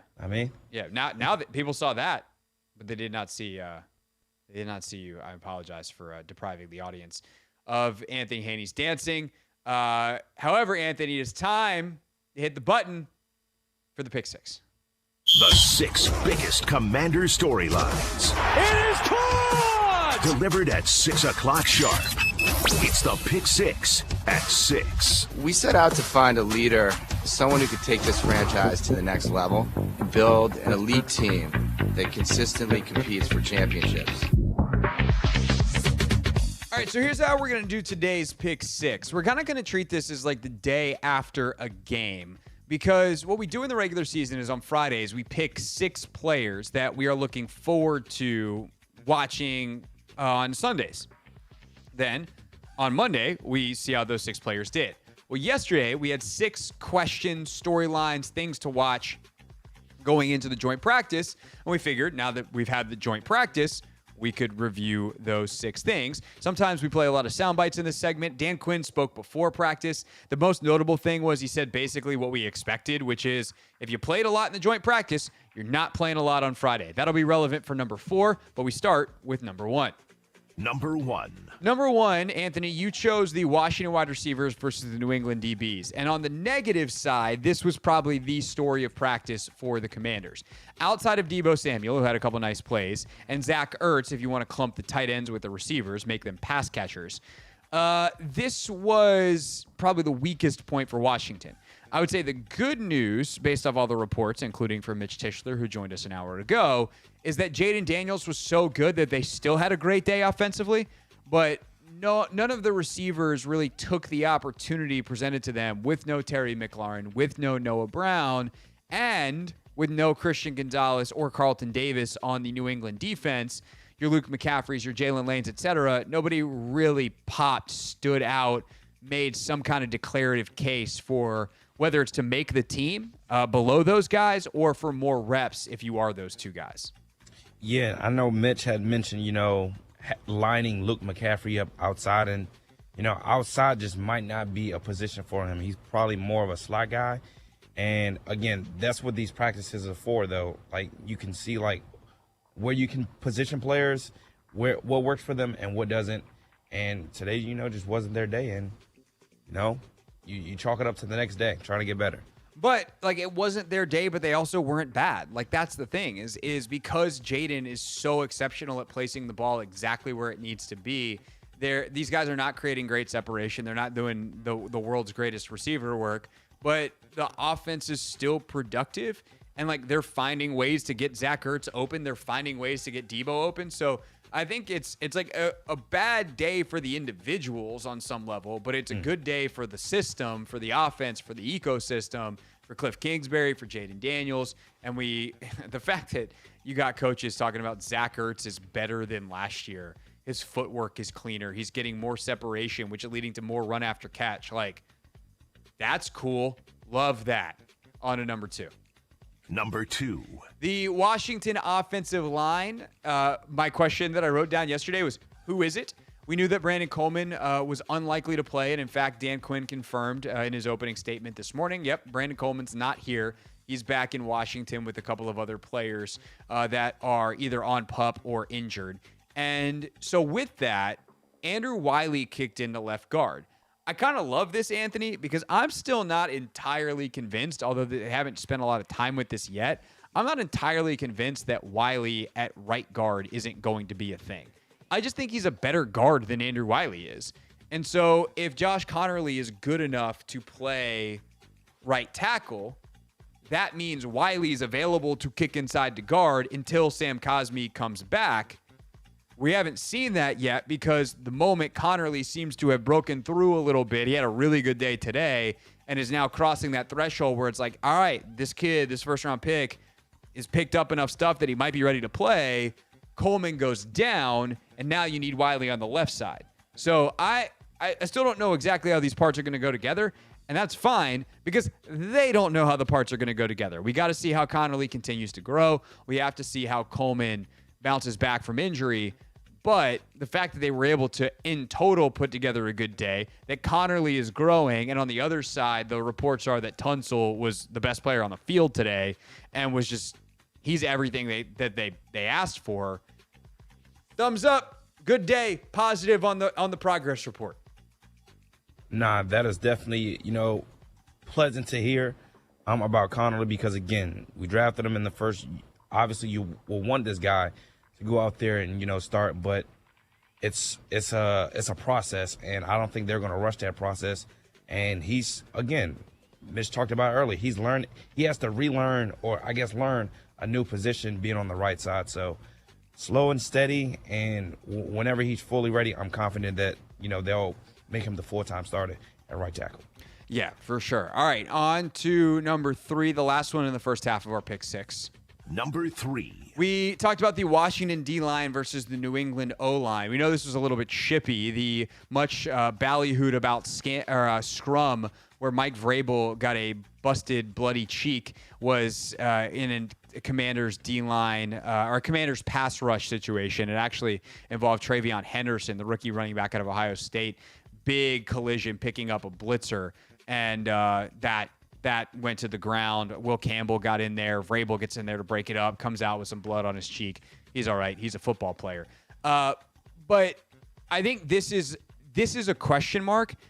All in all, I think most Commanders analysts at least said, Commanders' defensive line had a good day. But I was listening carefully, as I always do when we have guests on. I'll just ask the question and then take a nap while they give an answer. What kind of radio show do you think this is? But Mitch Tishler, who was on with us and was at the practice, said, there were a couple times where, it's probably a sack. But because it's training camp, they let the play go, and Drake May makes a play down the field. And it's a tough look for the secondary because it looks like you got a playmate on you, but you're relying on that pass rush. And this is why I say it's a bit of a question mark, is because Drake May is really mobile and makes crazy throws. So there's a chance some of those plays against a Drake May, or when they play Baltimore in the joints in a couple of weeks against Lamar Jackson, or Mahomes when they see him in Kansas City this year, or on down Sam Darnold in Seattle on a much lesser level, but Darnold will make a throw on the run. There's a ton of quarterbacks on their schedule that all up and down the goodness of quarterback spectrum can make plays off schedule. We know how damaging that is. The good news is we got us one in this city too. Jaden can obviously do that at an extremely high level. So that's where training camp is tough, in the same way that we'll talk about with some of the running back stuff in a minute. How do you judge the run game in training camp? I don't know. They don't tackle to the ground. So without tackling to the ground or even being able to hit the quarterback at all, it's hard to know, okay, would that have been a sack? Would that pressure have been real? Or would Drake May have escaped and made a throw down the field because he's a great second reaction type player? The good news is, though, I think they played fairly well against the run, which is, again, it's hard to judge, but it's easier to judge when the defense does really well. If the running back never busts through the line, it's oh, well, we know what happened there. So I think all in all, a good day for the Commanders D-line, with the asterisk that these second reaction plays are impossible to judge how effective they'll be in training camp because you can't tackle to the ground. So that's I think where we land on that. Yeah, I think you said everything perfectly. Thanks, Anthony. I haven't told you that in a while, Craig. Oh, thanks. It's probably because we haven't been together in a while. Too. We did have a funny moment in a commercial yesterday actually it was the commercial break that's about to happen right now, where you told me nice things. You said I did a good job. So I appreciate you. Anthony, I think you're doing a great job too. Second half of our pick 6 is next. But first, let's get an update on the latest to the world of women's sports. It's presented by Wawa Chicken, how you want it. Wawa, with customizable, crispy, or roasted chicken sandwiches.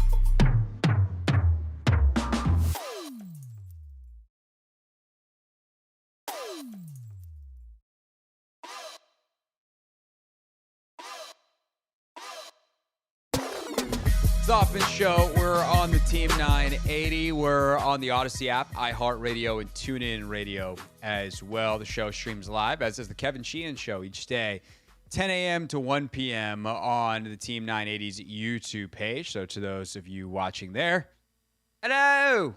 Thank you. We appreciate your presence. Big day on the stream. So appreciate everyone checking in, getting the latest on the joint practice in New England, as well as the Terry McLaurin contract negotiations. And that is actually where we are right now. We had Joel Corey on earlier on in the show. And first of all, Anthony, we still got Pick 6 music going. We're not in the Pick 6 anymore. Are we in the Pick 6? Oh, my God, Anthony. Yes, we're in the Pick 6. It's only 6-9. I thought we already did this. Hold on. Full transparency with the audience right now. I heard the music and was very confused. I was reading the bites that you have set up in the rundown of all the answers that Joel Corey gave us.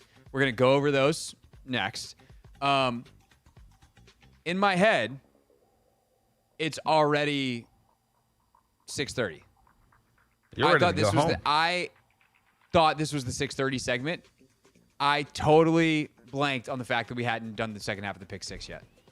That's a real thing that just happened. Well, I can't make fun of you for being rusty anymore, huh? I guess not. I just deleted. Life comes at you fast, Craig. A whole segment of the show. Okay, we do need something else, though. Do you have the drop that we pulled yesterday? For number 4? Oh, yeah. Let me pull it real quick. Is it possible to get it up with the multiple audio necessities here? Yep. Okay, so believe it or not, ladies and gentlemen, boys and girls, we're currently in the back half of the Pick 6. Who would have known? News to me. Number 4 in the Pick 6 is...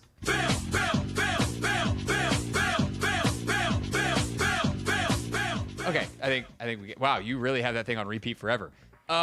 It's Bill, Ja'Cory Krosky-Merritt, the 7th-round running back out of Arizona by way of New Mexico State, et cetera, et cetera. I didn't see a ton of reporting on the running backs at all today, but I think the important thing to know is Dan Quinn talked about how the team is going to use today for a lot of the veterans. They're going to get starters a lot of reps. You have these controlled situations. Logan and I talked about that on the preview of the part of the reason why joint practices are so valuable is you're not at the mercy of the game. If you want to have your starters work a 2-minute drill, you don't have to hope that at the end of the one, you don't have to keep them in till then or bring them back in. All right, guys, go play a series, then sit out. And then if there's 2 minutes left on the clock and we can run a 2-minute drill, then we'll do that. No, you just set up a 2-minute drill and you do it in a practice setting. And your quarterback can't get hit, so that's nice.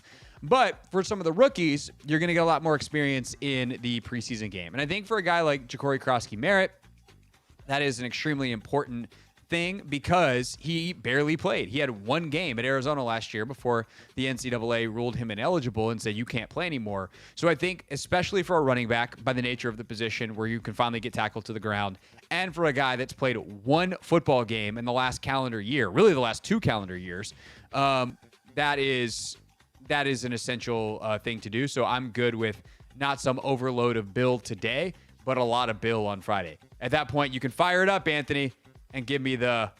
Bill. Thank you. Number 5. Washington's coverage versus the running backs and tight ends of New England. This was one that you posited, Anthony, and I think it was a good one. And I definitely saw a couple things. Like Kane Madrano had a couple of nice plays. He seems to really getting more comfortable in the scheme. I read that in Zach Selby's piece on the Commanders website. But it's also worth noting that Drake May was really efficient today as a passer. They obviously had a good day with their slot receiver, Demario Douglas, although Mikey did have a big pick to end practice off a tip ball from Bobby Wagner. So those two went back and forth. But Drake May, Josh Dobbs, both completing some passes over the middle of the field. And it is an offense with Josh McDaniels that targets that area a lot. I'll be curious to talk to Keim on Take Command more. Mitch was great on some of the trench stuff. And had we gone the full hour with Mitch, which we probably could have done, then I would have. That was kind of the next big question I had to ask. But this is definitely something that'll be on my radar to ask John Keim tomorrow on Take Command. Yeah. You mentioned Drake May targeting in the middle of the field. Hunter Henry, he had a couple of big catches down the seam and over the middle. But I think those are more so coverage busts as opposed to, being man on man, and beating Bobby Wagner or Frankie Louvu. But yeah, that is something I did hear. I did think I saw a couple of tweets about was like getting out there in some of the man coverage stuff where they're able to isolate a running back on a Bobby Wagner. And like, that's not Bobby's strength at this point in his career. Yeah. They're also going to try to keep him out of those situations. Like, it's going to happen at some point this year. The team will scheme it up just right and get the situation just right. But the hope is that you stay out of those situations. You can have different coverage calls and different personnel packages on the field, that you have better coverage players than Bobby Wagner in 2025. Their team's, viable weapon out of the backfield or as a tight end. Yeah. So TBD on that one. More information coming on the Take Command show tomorrow. We're recording in the morning. It should be out midday. Last but not least in our Pick 6, recapping our biggest questions coming into and then how were they answered coming out of joint practice. Number 6.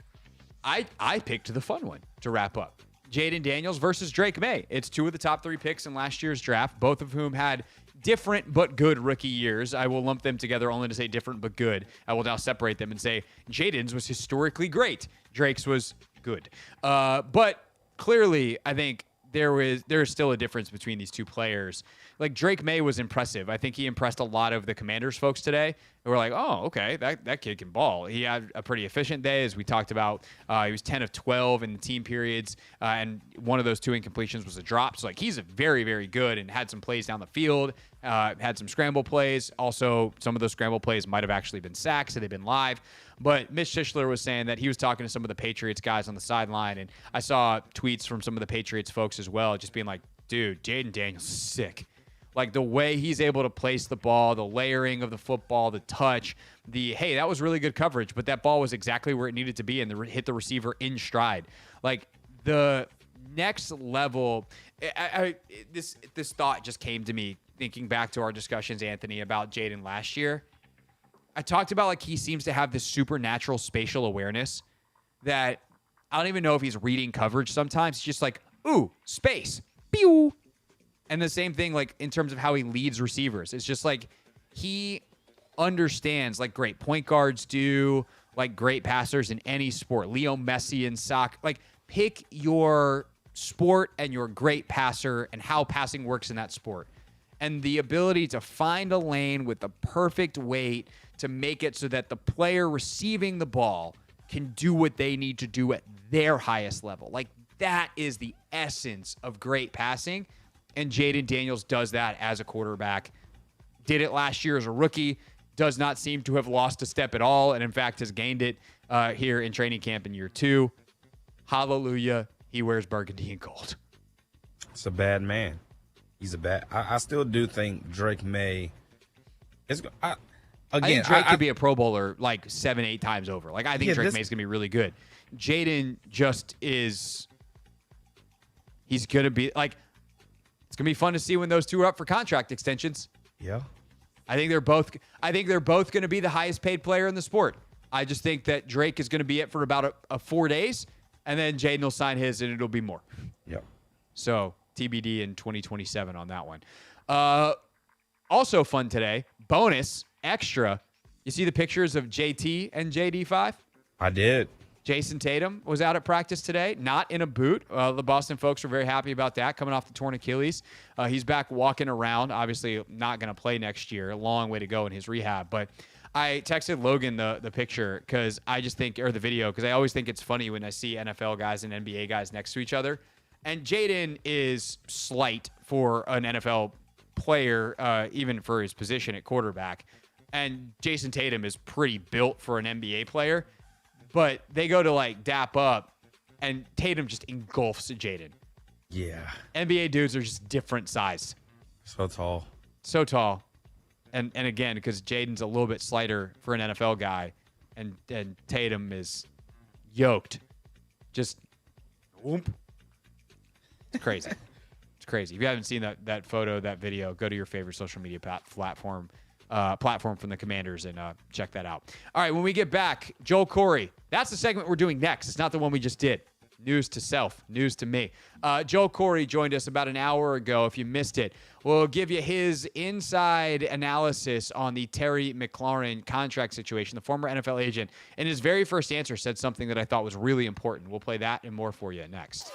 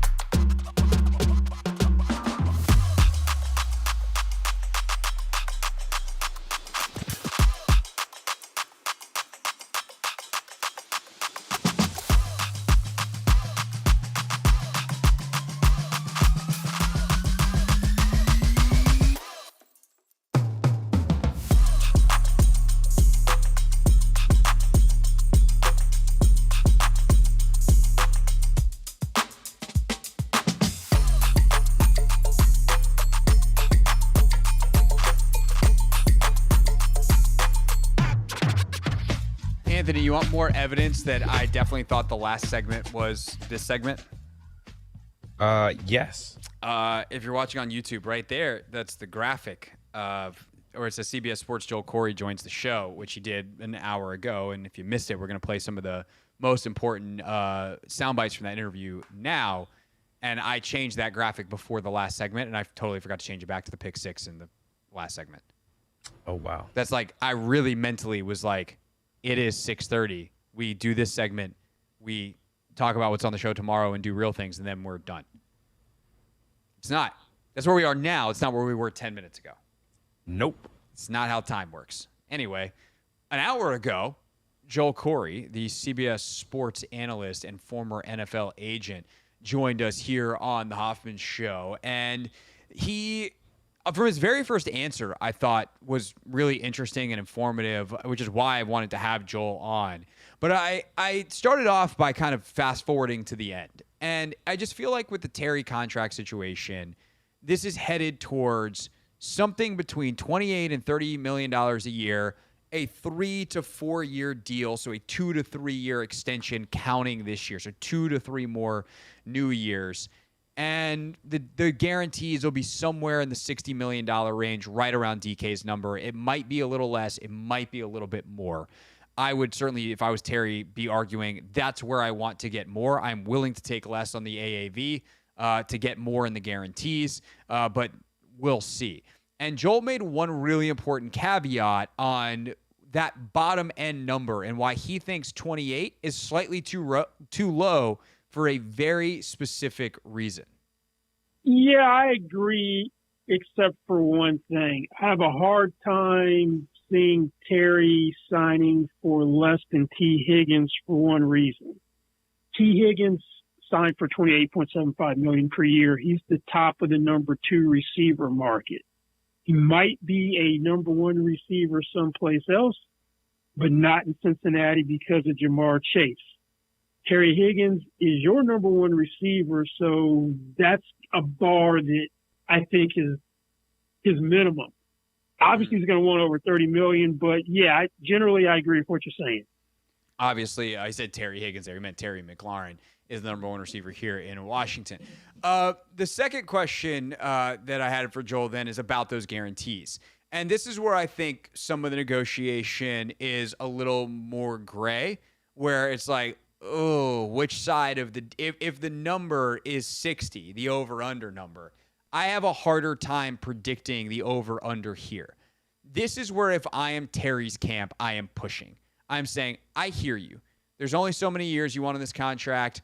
There's only, whether you want to spread out the money, that's up to your cap situation. We realize that anything beyond a third year is not going to be guaranteed. But if you need to do that to spread out some of the cap money on the salary, the signing bonus proration, or if you need to do a smaller signing bonus but a bigger number here or there, like we can fudge around with the numbers and where they go in the cap sheet. But guaranteed money, I want more than DK Metcalf because I'm a better player than DK Metcalf. Well, Straight up. Been better. And so will he ultimately get that $60 million guaranteed number? Here's Joel Corey. Well, I think whatever's in the first 2 years is going to be fully guaranteed at signing. The question becomes, is there going to be a guarantee in the third year? If so, guaranteed for injury, and then when does it vest? What you want from a player standpoint, agent standpoint, you want a third or fourth year guarantee to vest a year early.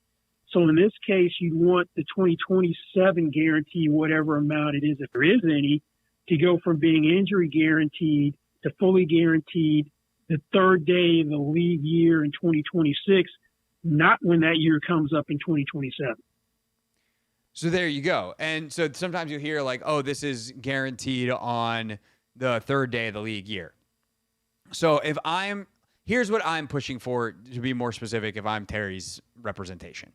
I want $60 million, and maybe I'll even take 55 in guaranteed at signing money.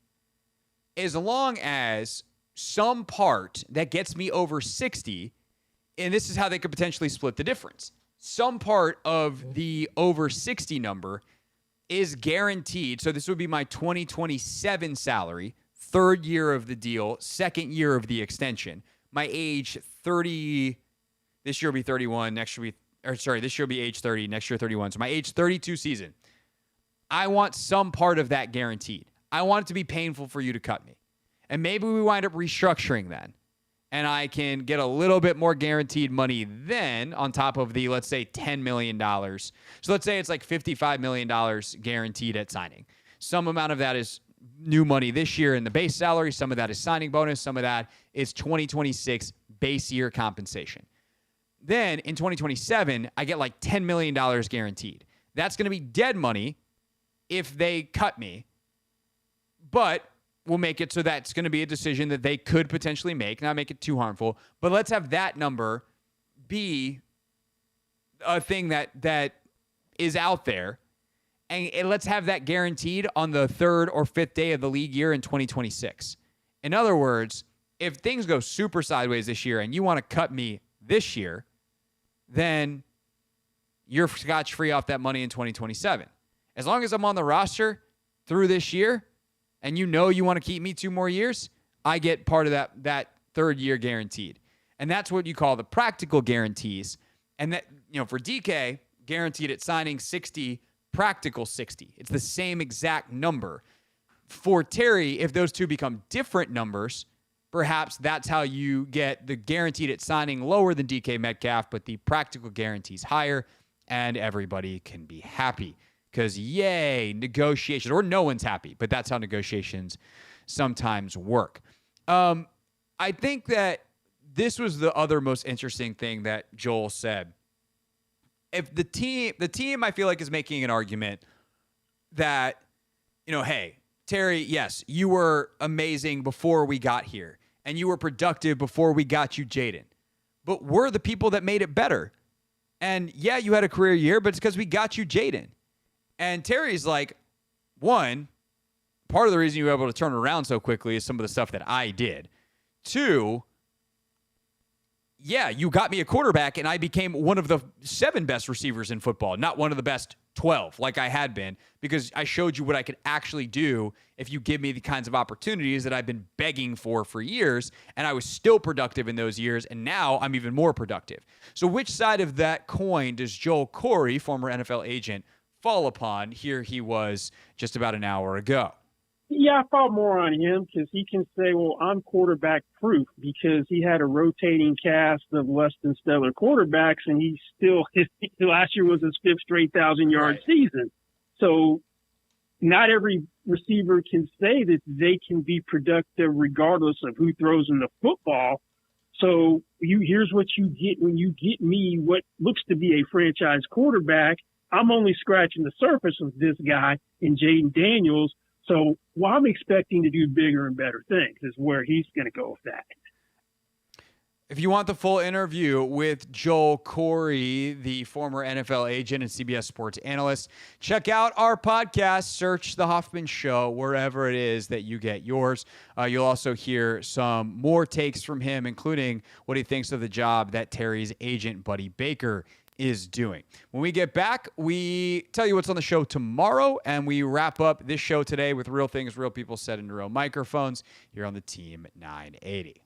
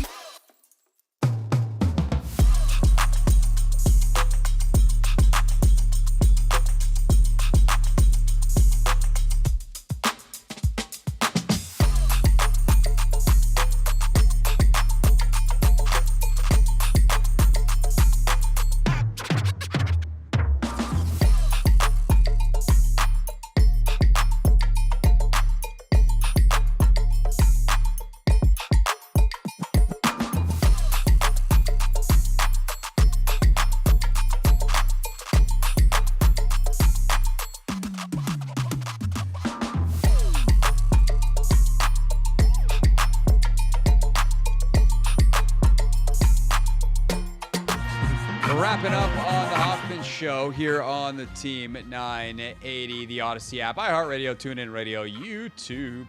I don't know why I just sang, Anthony. Sometimes just the spirit takes you over, you know? Do you sing in the shower? I probably do sometimes, but like I'm not a huge sing in the shower guy. I am. Oh, okay. What's your favorite song to sing in the shower? See, I don't have a particular song that I'm singing. It's usually I'm playing music in the bathroom while I'm showering. So I hear you. See, yeah. I'm more of sometimes I'll listen to a podcast, and especially if I'm like, go to the gym middle of the day. Now I'm about to focus in on the show. Like, will I listen to a podcast that helps me prep for the show? One of the football pods, whatever. I'm also like, sometimes I'm just a think in the shower guy. I'm like, you know what? I don't want any music. I don't want anything distracting me. I just want time to like ruminate and think. Everyone knows you do great thinking in the shower. Yeah, you do. The thing is, can you remember what you thought when you get out? That's the real challenge. Yeah, because you got a lot going on. You got to brush your teeth. You got to do your hair. You're not worried about what you were brush just your thinking teeth? about. You're a brush your teeth in the shower guy? When I get out the shower. Oh, okay. Yeah, I mean, it depends on when you're showering. Oh, yeah. And I'm not going to brush my teeth every time I shower. Oh. You brush your teeth every time you shower? No, just when I get out the shower. That's what I mean. Like, do you brush your teeth after you shower every time you shower? Doesn't matter the time of the day. Oh, no. Okay. Part of me thinks that actually would be a good idea. Just like a total refresh, no matter if you're dirty enough to shower or it's been long enough that you haven't showered, perhaps you should just brush your teeth. Any dental hygienists listening, let us know. We might have to take that into consideration, Greg, from here on out. Now I think I am. I'll let you know if I want to go brush my teeth right now because like I went to the gym midday today and then didn't brush my teeth afterwards, but I showered obviously, and now I'm like, I instantly my mouth just like feels gross. Now I just want to go brush my teeth and then make dinner. Yeah, I mean, we're not in the same room. Like it wouldn't affect you. There have been times when like I get back and all of a sudden I don't really have time to shower before an interview. And I just hope that my face isn't beet red or salty or disgusting. I'm like, can I look presentable enough to fake it for 15 minutes, tape this interview, and then go shower? Nice. These are life's tough questions, to which there's no real answers. It's just case by case basis. The hard-hitting questions, man. We're getting to the bottom of it. Always, whatever it is. Tomorrow on the show, we will start to preview the game. We will have more joint practice recap. We'll let you hear some of our conversation with John Keim from Take Command. WNBA trade deadline, so we are attuned to that if anything goes down. There's also enough other NFL news that we'll probably get into some of the other games around the league. And some of the, I know there's been the Cleveland news and the starting stuff there, so we can pop in on a couple of other training camps. There's some games tomorrow, too. There are some games tomorrow, so we can take a look. Oh, also, here's the other thing. I was like, there's something else. Hard Knocks debuted last night. I didn't get a chance to watch it. That is on the to-watch list for tonight. So, Anthony, I don't know, were you planning on – have you either watched or are you planning to watch Hard Knocks? I have not watched yet, but I'm planning to watch. Okay, so your homework is to watch tonight so we can discuss Hard Knocks with the Buffalo Bills on the show tomorrow. How many episodes have come out? Just one? Just one. Just one. No, the debut was last night. Okay, cool. So episode 1 last night, Buffalo Bills. I'm very excited to do it. I know Grant was all steamed up about the fact that they still do camp at a college and like sleep in dorms. Yeah.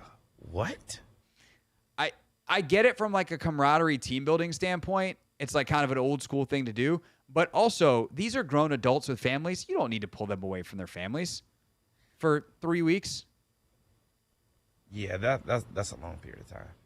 If you want to do like a couple of days, like the length of a normal human work retreat, fine. Like you put everybody up in a hotel or whatever, kind of simulate a road trip. But like also go do a joint practice on the road. Then you get the same thing. So that would be my. There, we did that segment today. Bang. Yeah. Do we have things in the Real Things folder, or is there anything else we need to talk about, Anthony? We have a couple of things in the Real Things folder. Okay, well, let's get to it then. It's time for Real Things Real People Said into Real Microphones. Real things. We're not going to be sucked this year. Real people. 5 and 11, not very good. Said into real microphones. You know, the culture is actually damn good. All right, what do we got today, Anthony? Since I'm in the home studio where my air conditioning works, you're in the office where it doesn't. You're driving. All right, so Mike Vrabel, before practice, he was asked a tough question. About some former teammates? Yes. Cliff Kingsbury for a relatively short period of time. What, if anything, do you remember about him as a player? He wasn't better than Tom Brady. That's a good answer. That's brutal. Number is it though? Hey, you weren't better than the greatest of all time. It's just funny though. It is funny. Yeah, I think it can be both. Fair.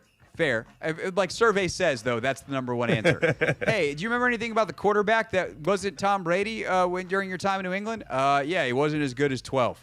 Okay, cool. Number one answer. Ding, ding, ding, ding, ding, ding, ding. Yeah. What else we got? Braves, then an eventful day, by the way, with the bloody cheek. Yeah. We also had Mitch Tishler on the show earlier today.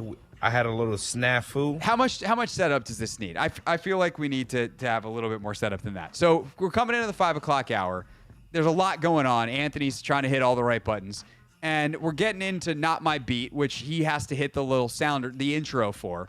And he got a little ahead of himself. And so we pick up from there. All right, before we bring in Mitch Tishler, or while we bring in Mitch Tishler, Anthony, what happened? I just had a lot going on. I'm not going to lie. I'm hitting a lot of buttons, and I accidentally just clicked the Not My Beat image. That's twice that's happened in like the last week. You never did that. I know. What happened? Well, I mean, I know I was on some vacation. I came back. You were on vacation. Came back. About that time, man. Summer's almost over. It is, sadly. All right. Mitchell, what do we have to do to Anthony since he can't seem to focus on the show? See, I think this is Chris Russell's fault. I don't blame Anthony. Anthony doesn't make those mistakes. It's got to be somebody else's fault. I'm blaming it on Chris. I think that's probably the correct answer. When in doubt at this radio station, it's Chris Russell's fault. Mitch Tishler, he just gets it. Hey, look, he came to my defense, so I owe my brother, Mitch Tishler. And you want to know what's crazy, Craig? You want to know what else I did not have today when Mitchell visited us? You did not have his air horns ready. I did not have his air horns. You want to know why I didn't have his air horns ready, though? Why did you not have his air horns ready? So I used to have there used to be a folder on the S drive, and it was titled Drops. And for some reason, that folder is no longer on the S drive. So now I had probably like 100, 150 drops. They're all gone. So I got to make another folder. Tomorrow on the show, we're doing an investigation. Don't make us get Pablo Torre on this. Pablo Torre will find out.